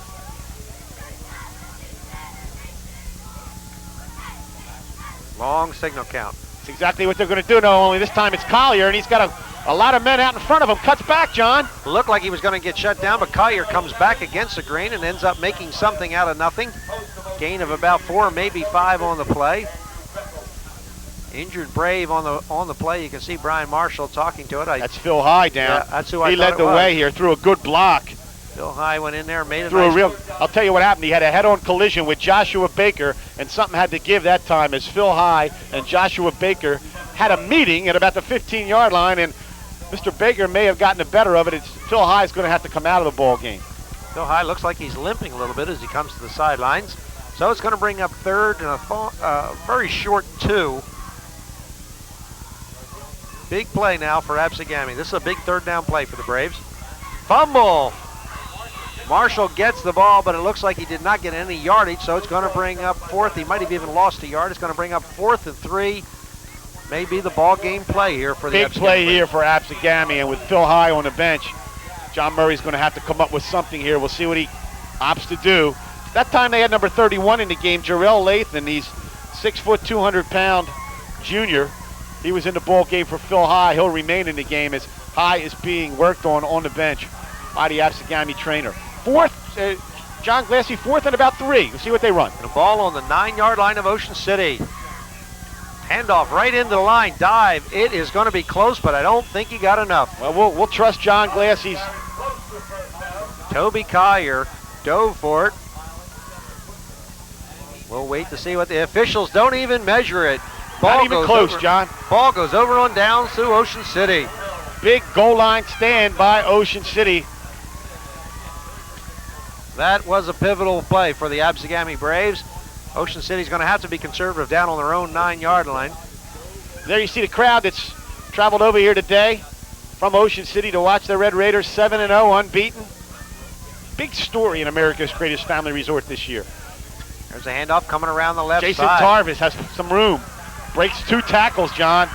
He just sticks his head down and goes. Impressive ball player. Jason Tarvis, number 36. First down for the Red Raiders. 5 foot 8, 175-pound junior, and he made a big play this year for Ocean City against Cumberland.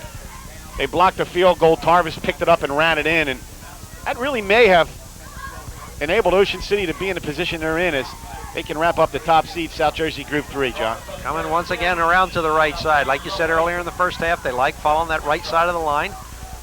Gets them a little bit of running room. Once again, Jason Tarvis and Josh Baker both coming over there. Running in behind Josh Case and Josh Rowe, although Josh Rowe is now hurt. He's not in the ball game. 2nd and 6. Some breathing room now. They're out to the 26-yard line. Stefan Davis, hands off, into the line, powering straight ahead, enough for a first down. Well, they were in the shadow of their own goal post, but now a couple of running plays, and Josh Baker gets him another first down, takes the ball up to the 33-yard line. So after racking up 15 first downs in the first half, they're off to the races again here in the third quarter, second half, and they have 2 first downs on this drive. Started at their own 9. Bootleg to the left side. Stephen Davis keeping this all the way. Marker on the play behind him. More than likely a holding call behind the play. And he almost got a first down, but it looks like that'll come back. I think it will come back. I think there was may have been a clipping penalty in the backfield there as Stefan Davis got away from pressure. You know, we mentioned Joshua Rose hurt. Ocean City now has in the game Nicholas Bailey, 6 foot, 205-pound sophomore. What are they feeding those kids over there, John Glassy? You bring in a 205-pound sophomore when your senior starter gets hurt. Amazing what beach weather will do for you in the summertime. Must be that good pizza over on the boardwalk, Mac and Manco's. I'll give them a free plug. How's that? Go over on the beach, take in some of the sights, let the sun energize you, makes you into a good, clean human being. Yeah, 1st and 20 for Ocean City. Not the type of thing Coach Degenhart likes to see because that penalty was behind the play. Yes, it was. He had already run away from pressure, and there was no need to do that. Josh Baker, Tarvis on the handoff, John. Coming this side, and they stop him. Nice play by number 5 for Kevin Absegami. Citron. Citron made a real nice tackle. Took a page out of Josh Baker's book. Usually see Josh Baker make a tackle like that. At that time, Citron showed that he can tackle one-on-one. You don't bring Jason Tarvis down very easily. This ball went the other way, so it's going to bring up 2nd and about 23 now. The ball resting right on the 20-yard line. Don't want to do anything foolish here. Stephon Davis, Lathan causing pressure, and he's got the sack. Jarrell Lathan, number 31, on the sack for Absegami. 6 foot, 200 pounds. Nice defensive play. Came on the blind side. Here you can see it on the replay. Coming from the offside, and it's going to set up a 3rd, and they have to go to the 9th Street Beach to get a first down on this play, John Glassy. When you're a defensive player and you see that quarterback and you just see his back like that, it looks like a bullseye. That's right. 3rd and forever. I don't think Gary Degenhart will have him throw the ball here. I think I'll look for Josh Baker to run the ball inside. It's exactly what they do, and he's got some room, John Glassy. Plenty of room to run inside, but they're playing very light on the defense. Let them take the ball upfield. They got plenty of room to play with it. It's going to bring up a punting situation, something I don't think we've seen yet today. Maybe once all day long. Maybe one punt for Ocean City. That's correct. Sean McDowell in to kick it away. A minute and a half to go in the 3rd quarter. Chuck and I were joking during halftime. Halftime was longer than the entire first half. Now, it really has been a quickly played game out here, John Glassy. That's what we like to see. Officials letting the kids play today. Ball hits on the 40, bounces over Toby's hands. He picks it up again at the 41, 39, 41, 45 now. He was bouncing back and forth on the 30-yard line. We're trying to figure out where he was. So he brings it up to about the 37-yard line, where it'll be 1st and 10 for Absegami as we come down to just about a minute to play in the 3rd period. Phil High back on the field for the Braves, and that was key. He went out in that last series. They could have used him in that 4th and short situation as time runs down here in the 3rd quarter, John Glassy. Well, this is a lot better for the Absegami defense. In the first half, 4 times Ocean City got the ball, and 3 times they scored. And in this time around, they get the ball 2 times. 1 time they fumble, the other time they punt. And with that, the 3rd quarter runs out. So as we go to the 4th quarter, we'll be back with our words after the Calvi Electric. Geez, George Bress will let me know about that one. Yes, he will. Calvi Electric, Bets and Connection scoreboard. Come back for the 4th period in just a minute. You got it! This is a journey into sound. Hey kids, what time is it? This is a journey into sound. Get fresher than this. Get fresher than this.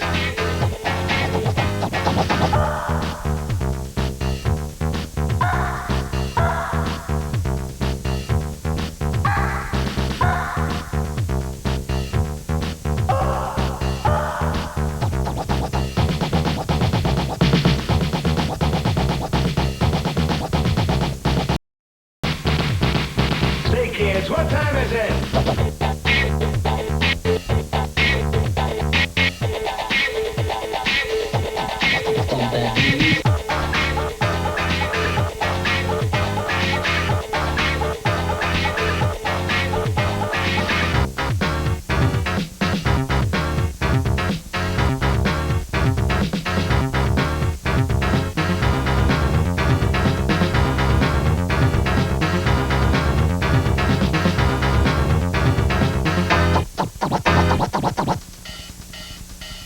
Say kids, what time is it? Get fresher than this. This is a journey into sound.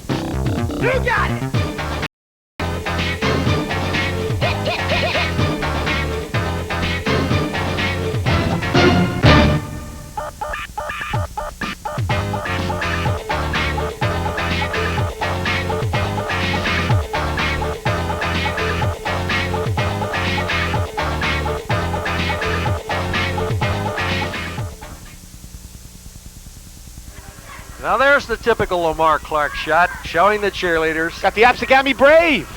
Over here looking at the attractive people from Absegami High School.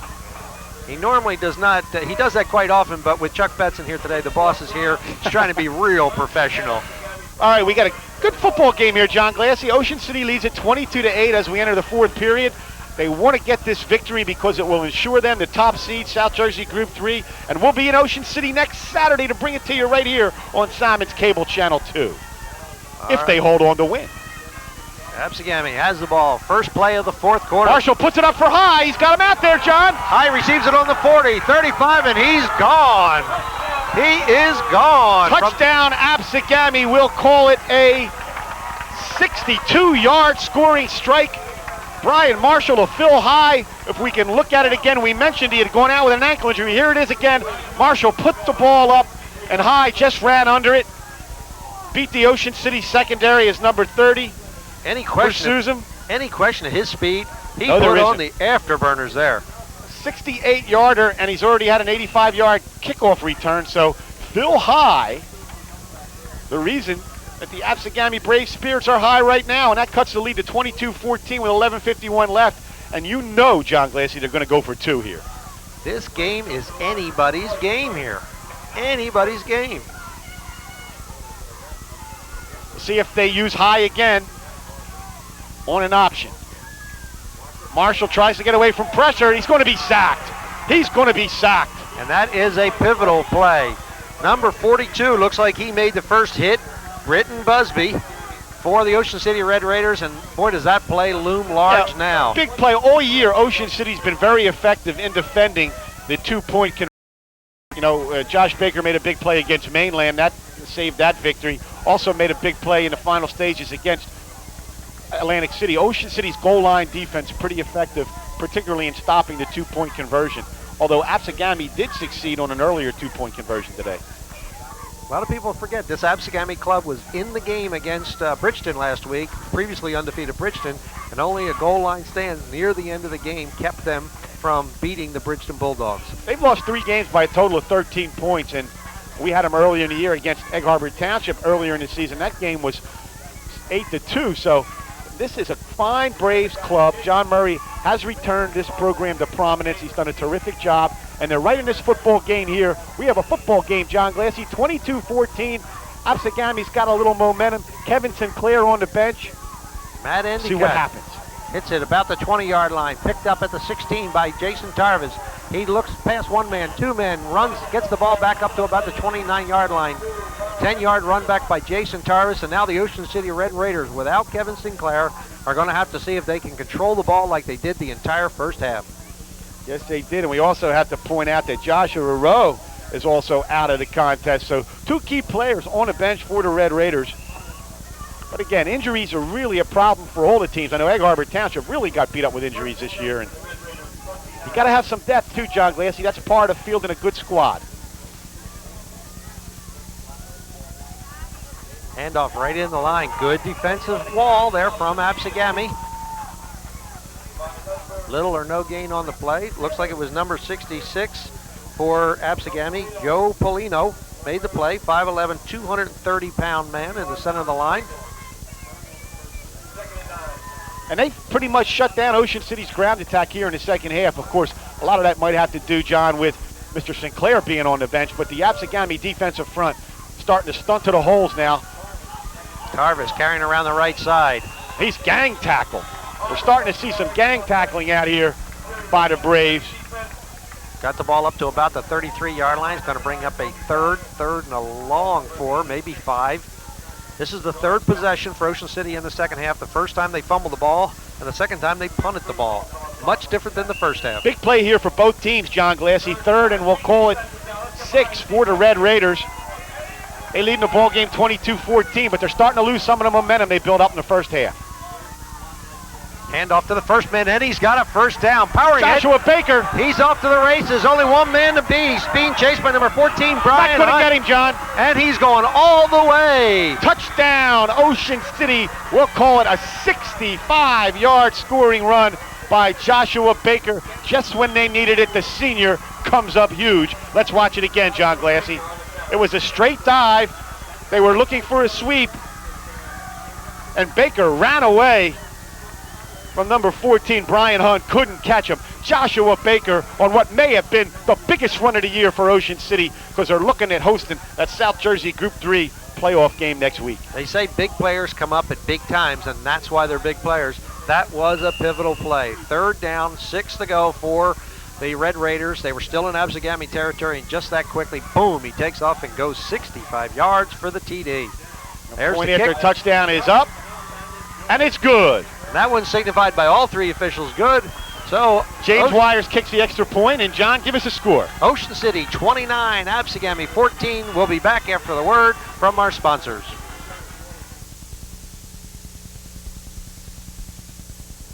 You'll score a touchdown every time you visit Galloway True Value and Crafts, the area's newest hardware store located at 322 South Pitney Road in Galloway Township.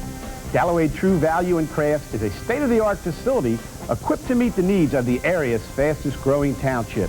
This high-tech facility offers specialized computer-matched coloring to make that unique room complete. Galloway True Value also offers rental of floor maintenance machines and a home winterizing center to prepare your property for the winter months ahead.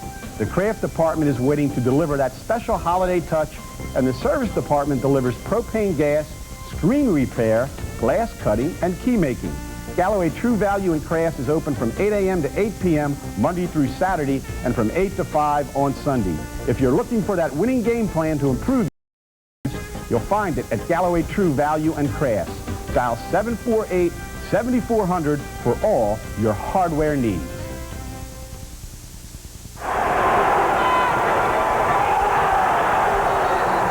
It will be big-time college basketball on the boardwalk on January 7th when LaSalle takes on the University of Massachusetts at the Atlantic City Convention Center in a clash sponsored by the Casino Association of New Jersey.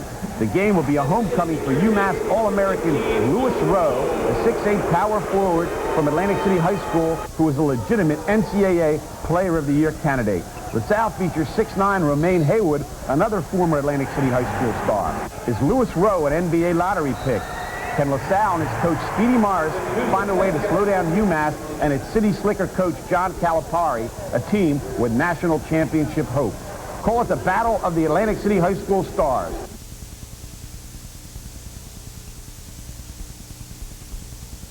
It's UMass versus LaSalle and Lou Rowe against Romaine Haywood on Saturday, January 7th at the Atlantic City Convention Center.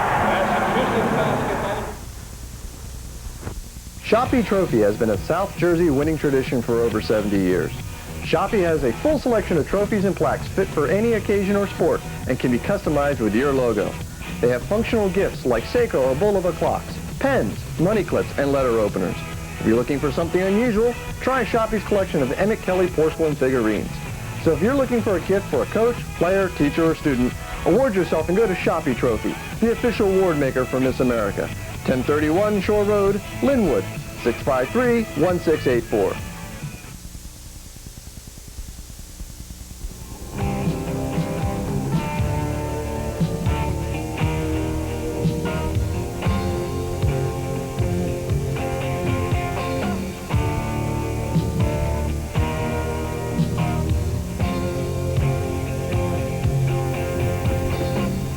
Hi, I'm Chuck Betson of the Betson Connection on Simon's Cable Channel 2, and I want to make a limousine connection. I call Advanced Limousine 645-2100. Whether it's a concert in Philadelphia, a sporting event at Veterans Stadium or the Spectrum, or a night in the town in Atlantic City, Advanced Limousine is the official limousine of the Betson Connection. Dial 645-2100.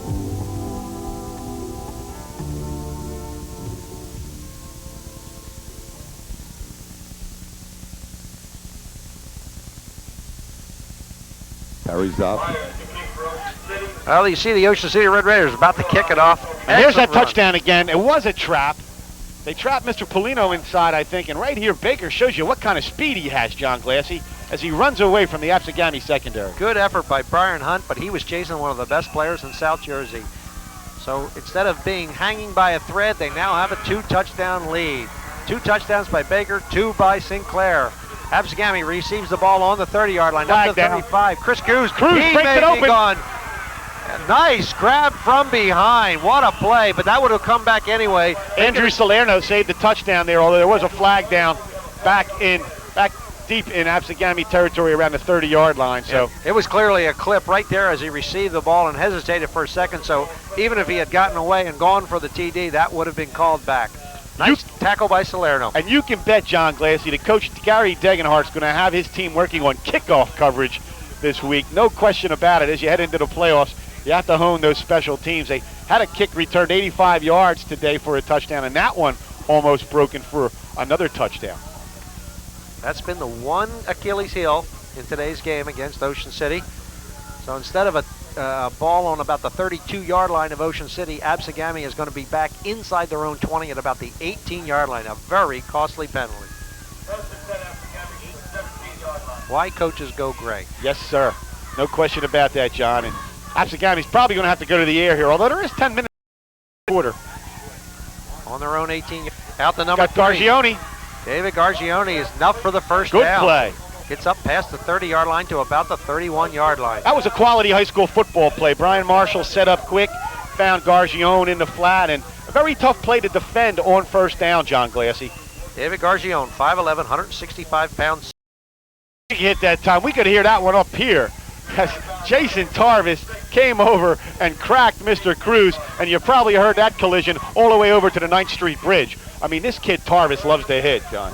Before the game today, we were talking to Bud Rink from Ocean City High School, and he said last week that Jason Tarvis hit somebody in front of the Ocean City bench, and he said it sounded like two cars colliding. Now, we had that on the Bets in Connection this week. We showed that highlight. That's probably the hit of the year thus far in the Cape Atlantic League. 3rd and about 3 for the Braves. Out into the flat, and it is received. Number 5, Kevin Citron, gets another first down for the Braves, takes the ball up to about the 43-yard line.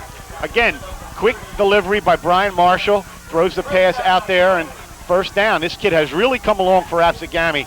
He's certainly showing he can throw the football, and he showed you on the last series when he hit Phil High for a 65-yard scoring pass. Throwing one of the 3 co-captains for the Braves, Kevin Citron, Phil High, and Matt Endicott, the captains for Absegami today.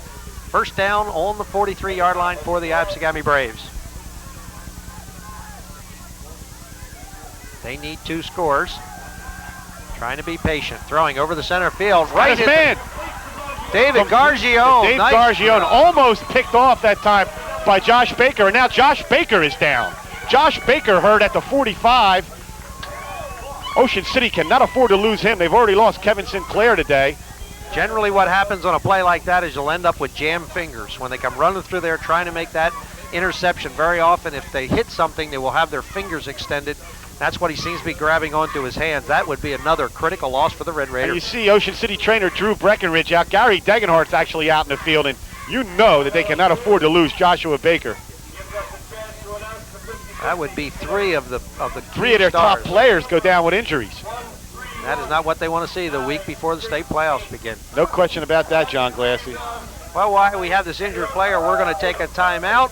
So stay with us. We'll show you the Calvi Electric Bets and Connection scoreboard.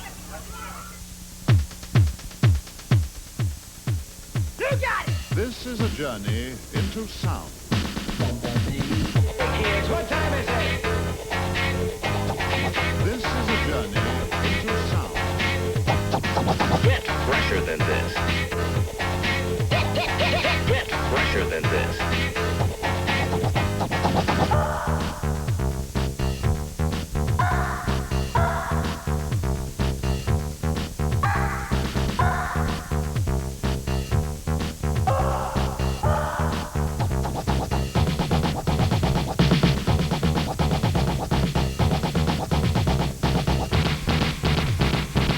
Kids, what time is it?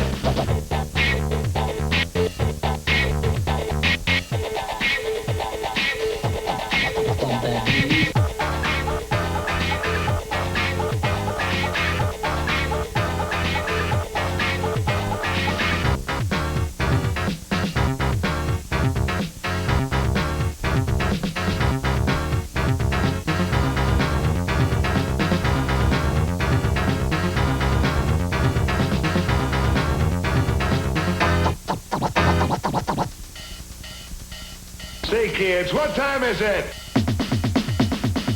Get fresher than this. This is a journey into South. You got it!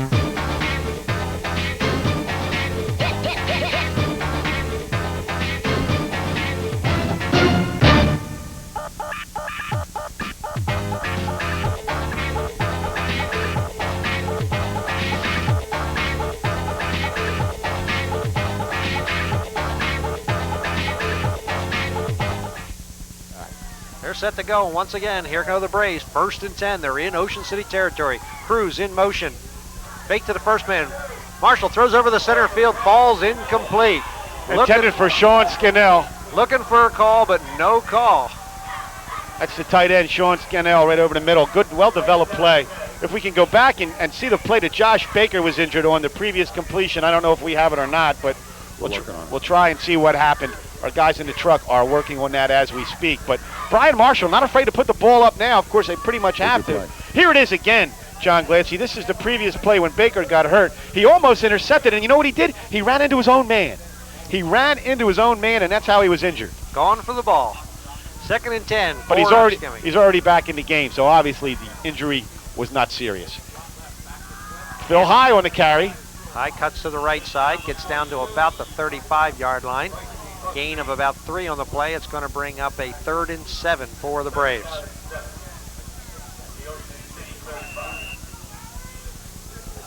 Third and 7, and you're going to see the ball. He's going to throw the ball again, and he's thrown well in this drive, John Glassy.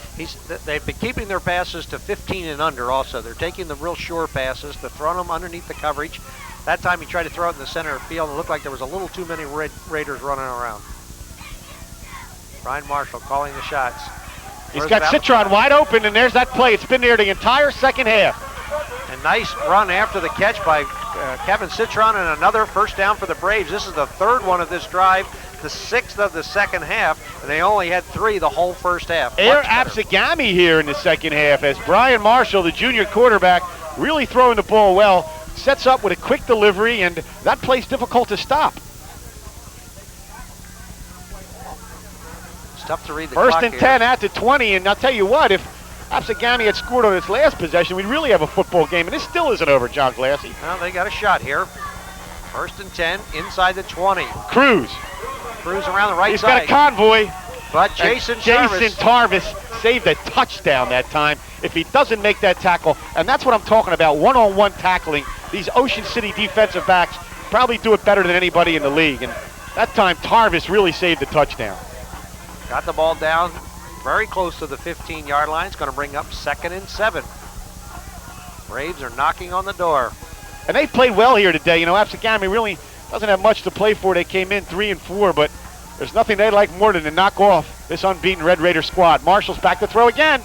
He's got Citron, John. Citron. Touchdown. The play's been there the entire second half, and they've utilized it. Marshall to Citron. Touchdown, Absegami. With 6 minutes and 23 seconds left, it's a 29-20 football game. And, John, this is not over by any means. Not by There's the long play shot. again. He found Citron. He set up quickly. Touchdown, Absegami. And a player is down for Absegami. That is Citron, who scored that touchdown. You know, and he's on the other side of the field from where he caught the pass. He must have gotten hurt in the celebration afterwards. How about that? Yeah, that's the last thing you want is a kid hurt in the celebration. Now you have an interesting call for the coach. If he gets 1 point, if he takes the sure 1 point here, he then is 8 points behind. He's and going to has go for two, John. Definitely going to go for 2.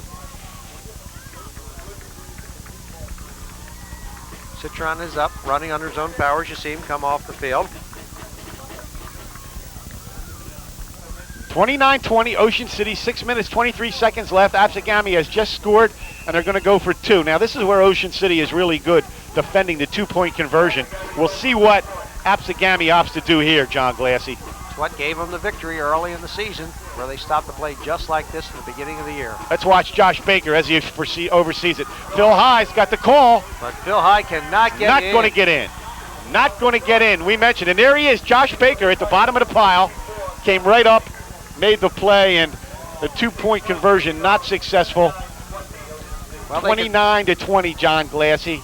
as Absegami put together a fine drive that time. The throwing of Brian Marshall and the receiving of Kevin Citron.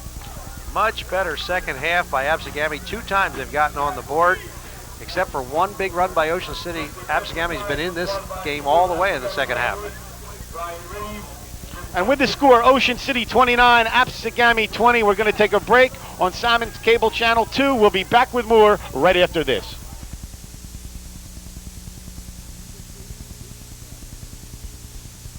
Atlantic Shore Orthopedic Associates have more than 37 years of playing field experience when it comes to treating scholastic football injuries. The Atlantic Shore lineup includes Dr. John Baker, the Holy Spirit High School team physician for the past 17 years, Dr. John Christini, the Egg Harbor Township High School team physician for the past 10 years, and Dr. Fred Dalzell, former quarterback at Princeton University. Dr. Daniel DeMeo and Dr. Ralph Cavalier round out the Atlantic Shore roster. While rehabilitation is Atlantic Shore's expertise, the key element in any winning game plan is prevention. Hi, Dr. Fred Dalzell at Atlantic Shore Sports Medicine. I think as we reach the midpoint of our seasons in football, field hockey, and soccer where there's a lot of contact, one of the most common questions is, how do I know when I have a more serious injury, when I need an x-ray or medical attention? Anytime that you find there's swelling or tenderness along the course of a bone rather than over the fleshy part of an arm or leg, anytime there's swelling of a joint, redness or loss of motion of that joint, or anytime there's instability of a joint, I think these are signs that maybe there's a more serious injury that's occurred. These types of injuries need to be brought to the attention of your trainer, or if not available, have medical attention. From myself, Dr. Fred Dalzell, Dr. John Christini, and Dr. John Baker at Atlantic Shore Sports Medicine, we'd like to wish all the Cape Atlantic athletes a good season and a healthy season. Bagels are the healthiest way to start your day, and the best place in South Jersey to start your day with a bagel is the Bagel Gourmet, located in the Leeds Point Shopping Center, just off Route 9 in Oceanville of Galloway Township. The Bagel Gourmet is the official bagel home of the Betson Connection. Stop by any morning and you'll find Chuck Betson, host of the Betson Connection, waiting for his weekly bagel allotment from the Bagel Gourmet. The crowds have been so big at the Bagel Gourmet that the facility has been recently expanded to meet the customer demand. The Bagel Gourmet offers 14 different kinds of bagels for your enjoyment. Egg bagels, garlic bagels, blueberry bagels, poppy seed bagels, plain bagels, and cinnamon raisin, the favorite of the Betson Connection. That's the Bagel Gourmet, open daily from 7 a.m. to 3 p.m. in the Leeds Point Shopping Center in Oceanville. When Chuck Betson wants to make a bagel connection, he calls the Bagel Gourmet.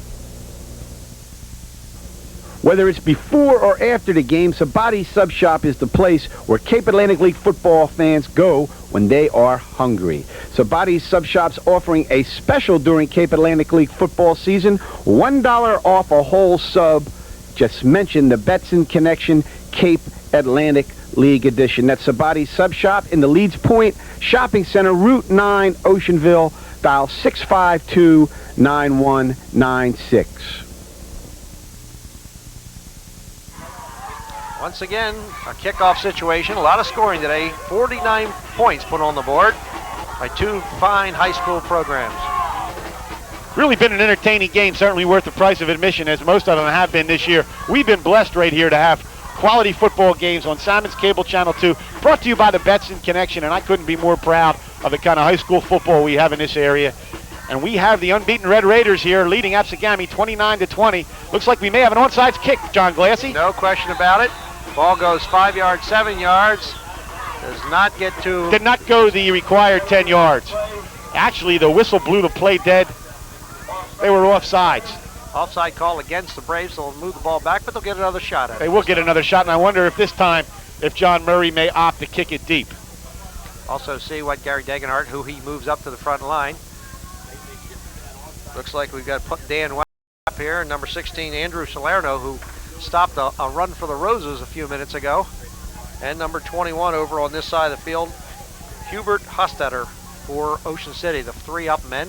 2 men right behind him to recover this onside kick. Let's see if he does it again. I think this time he may kick it deep, John. We'll have to wait and see what John Murray comes up with here. Matt Endicott, one of the co-captains for Absegami, with his hand in the air. Nope, he's going to go for it again.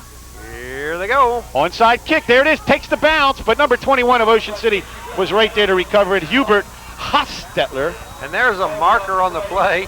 after the play. Has to be an unsportsmanlike call there.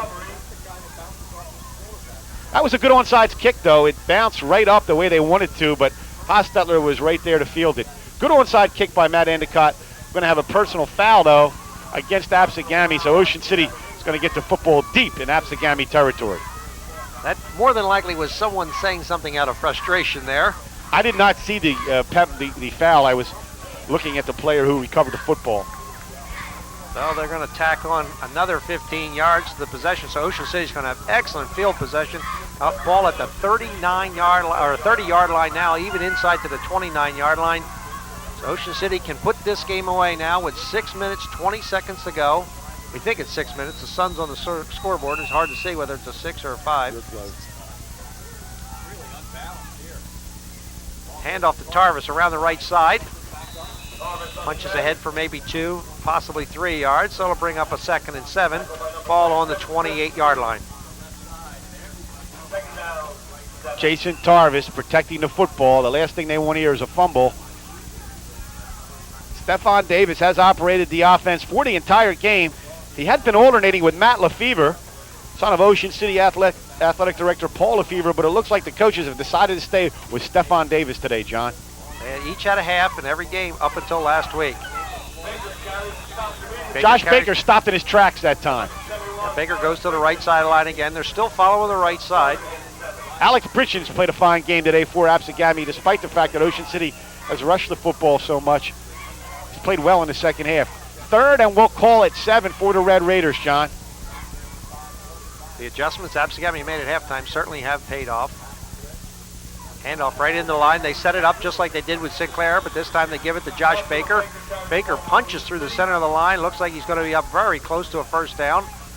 I think he's got it. We'll see what they look at it again, John. That's that play they've set up all day. Tarvis goes wide. It looks like it's going to be a sweep, and they hit you quick with Baker right up the middle. And I want to just talk about Joshua Baker. You know, Kevin Sinclair's gotten a lot of the publicity, but Josh Baker may be the heart and soul of this Ocean City Red Raider team, John. Super athlete on the defensive side of the play, is in on virtually every play. Going around the right side, Jason Tarvis carrying the ball. Little or no gain on the play. Stretched out by the Braves defense. That's going to bring up 2nd 10. Kevin Cintron makes the tackle for the Braves. He's played well today too, Kevin Cintron, on both sides of the football, both receiving and in the defensive backfield. He's come up and made some good tackles for the Red Raiders. Just give you an idea. For the Braves, pardon me. Give you an idea how much the Absegami Braves have come up in the second half. The first half they gave up 15 first downs. In the second half they've given up 3. Baker. Right in the center line, Josh Baker. I wonder if Baker sold programs or hot dogs during halftime. I think he's remodeling the boardwalk in Ocean City. He's done just about everything else for this football team. And again, you know, he really is the heart and soul of this club. Terrific player. I know he's a leader and the kind of player you need if you're going to make a run at a championship. 5'9", 155 pounds, Joshua Baker. 2 TDs today. 7-yard TD run and a 65-yard run. Tarvis on the carry, and he's not going to get anything on that. Absegami Brave defense certainly tightening up when it has to, because if not, this game would be over. Sean Scannell came up and made a good play that time, number 86. It's going to bring up a 4th and about 11 for Ocean City. Ball on the 21-yard line. 4th and 11. One thing this drive's been able to do, though, is take some time off the clock, John. They took over with about 6 minutes left. They've now under 3:40, so Gary Degenhart wants that clock to run in this situation. We'll see if he lets Stefan Davis throw the ball here. 4th and 11.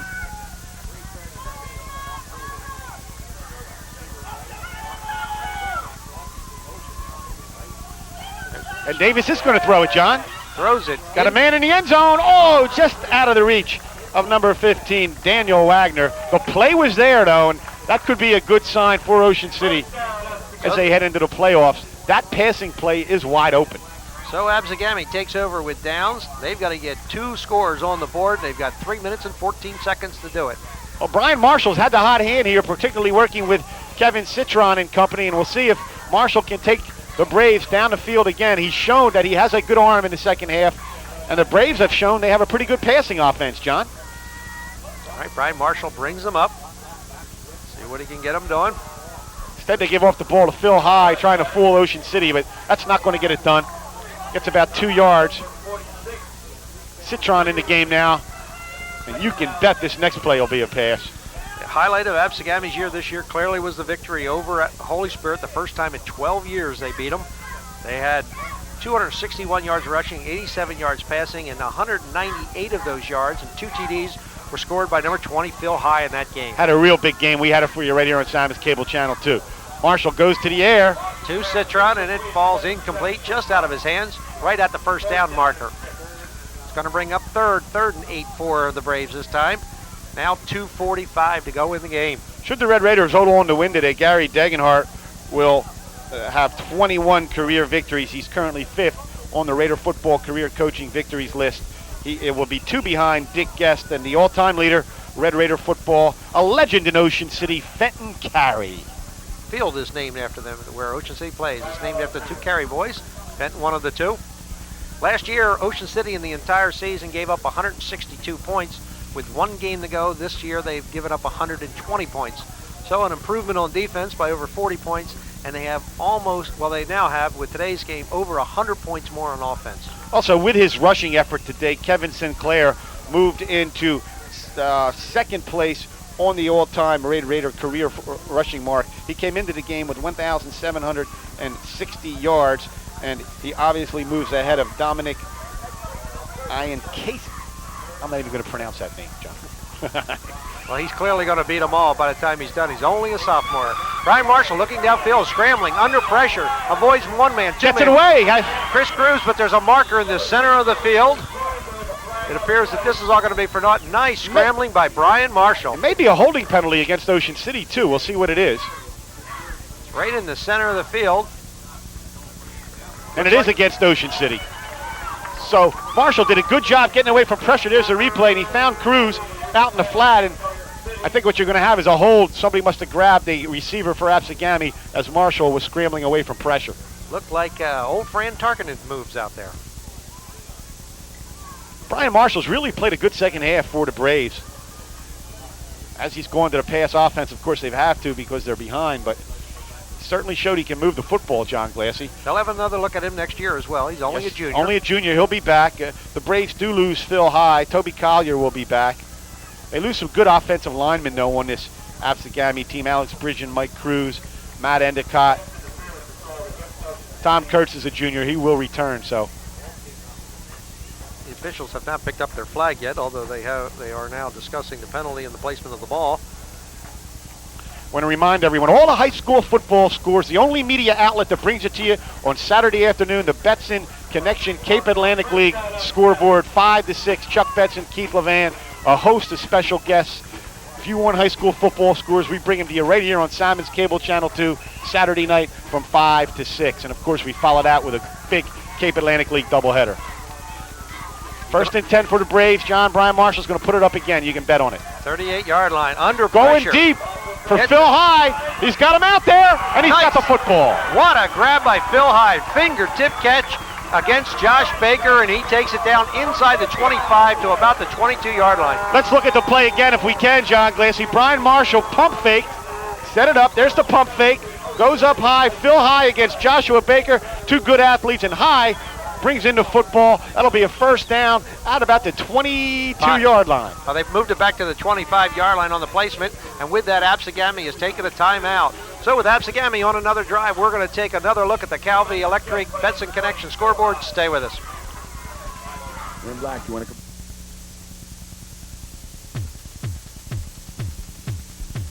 You got it! This is a journey into sound.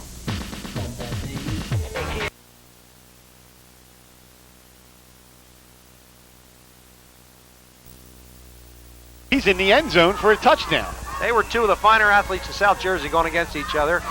And it's our pleasure to bring it to you right here on Simon's Cable Channel 2. What a year it's been for high school football in this area, John.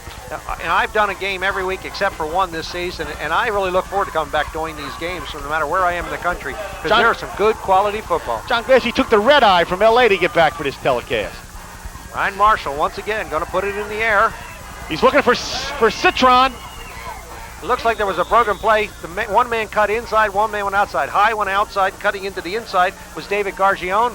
Ball falls incomplete. It'll be 2nd and 10 for the Braves. 2 minutes and 15 seconds, and you know, John, this game's not over. If they can get in the end zone here, you saw they have a pretty good onside kick. It almost bounced away the last time, so if Absegami can score, come back and recover an onside kick, who knows what can happen.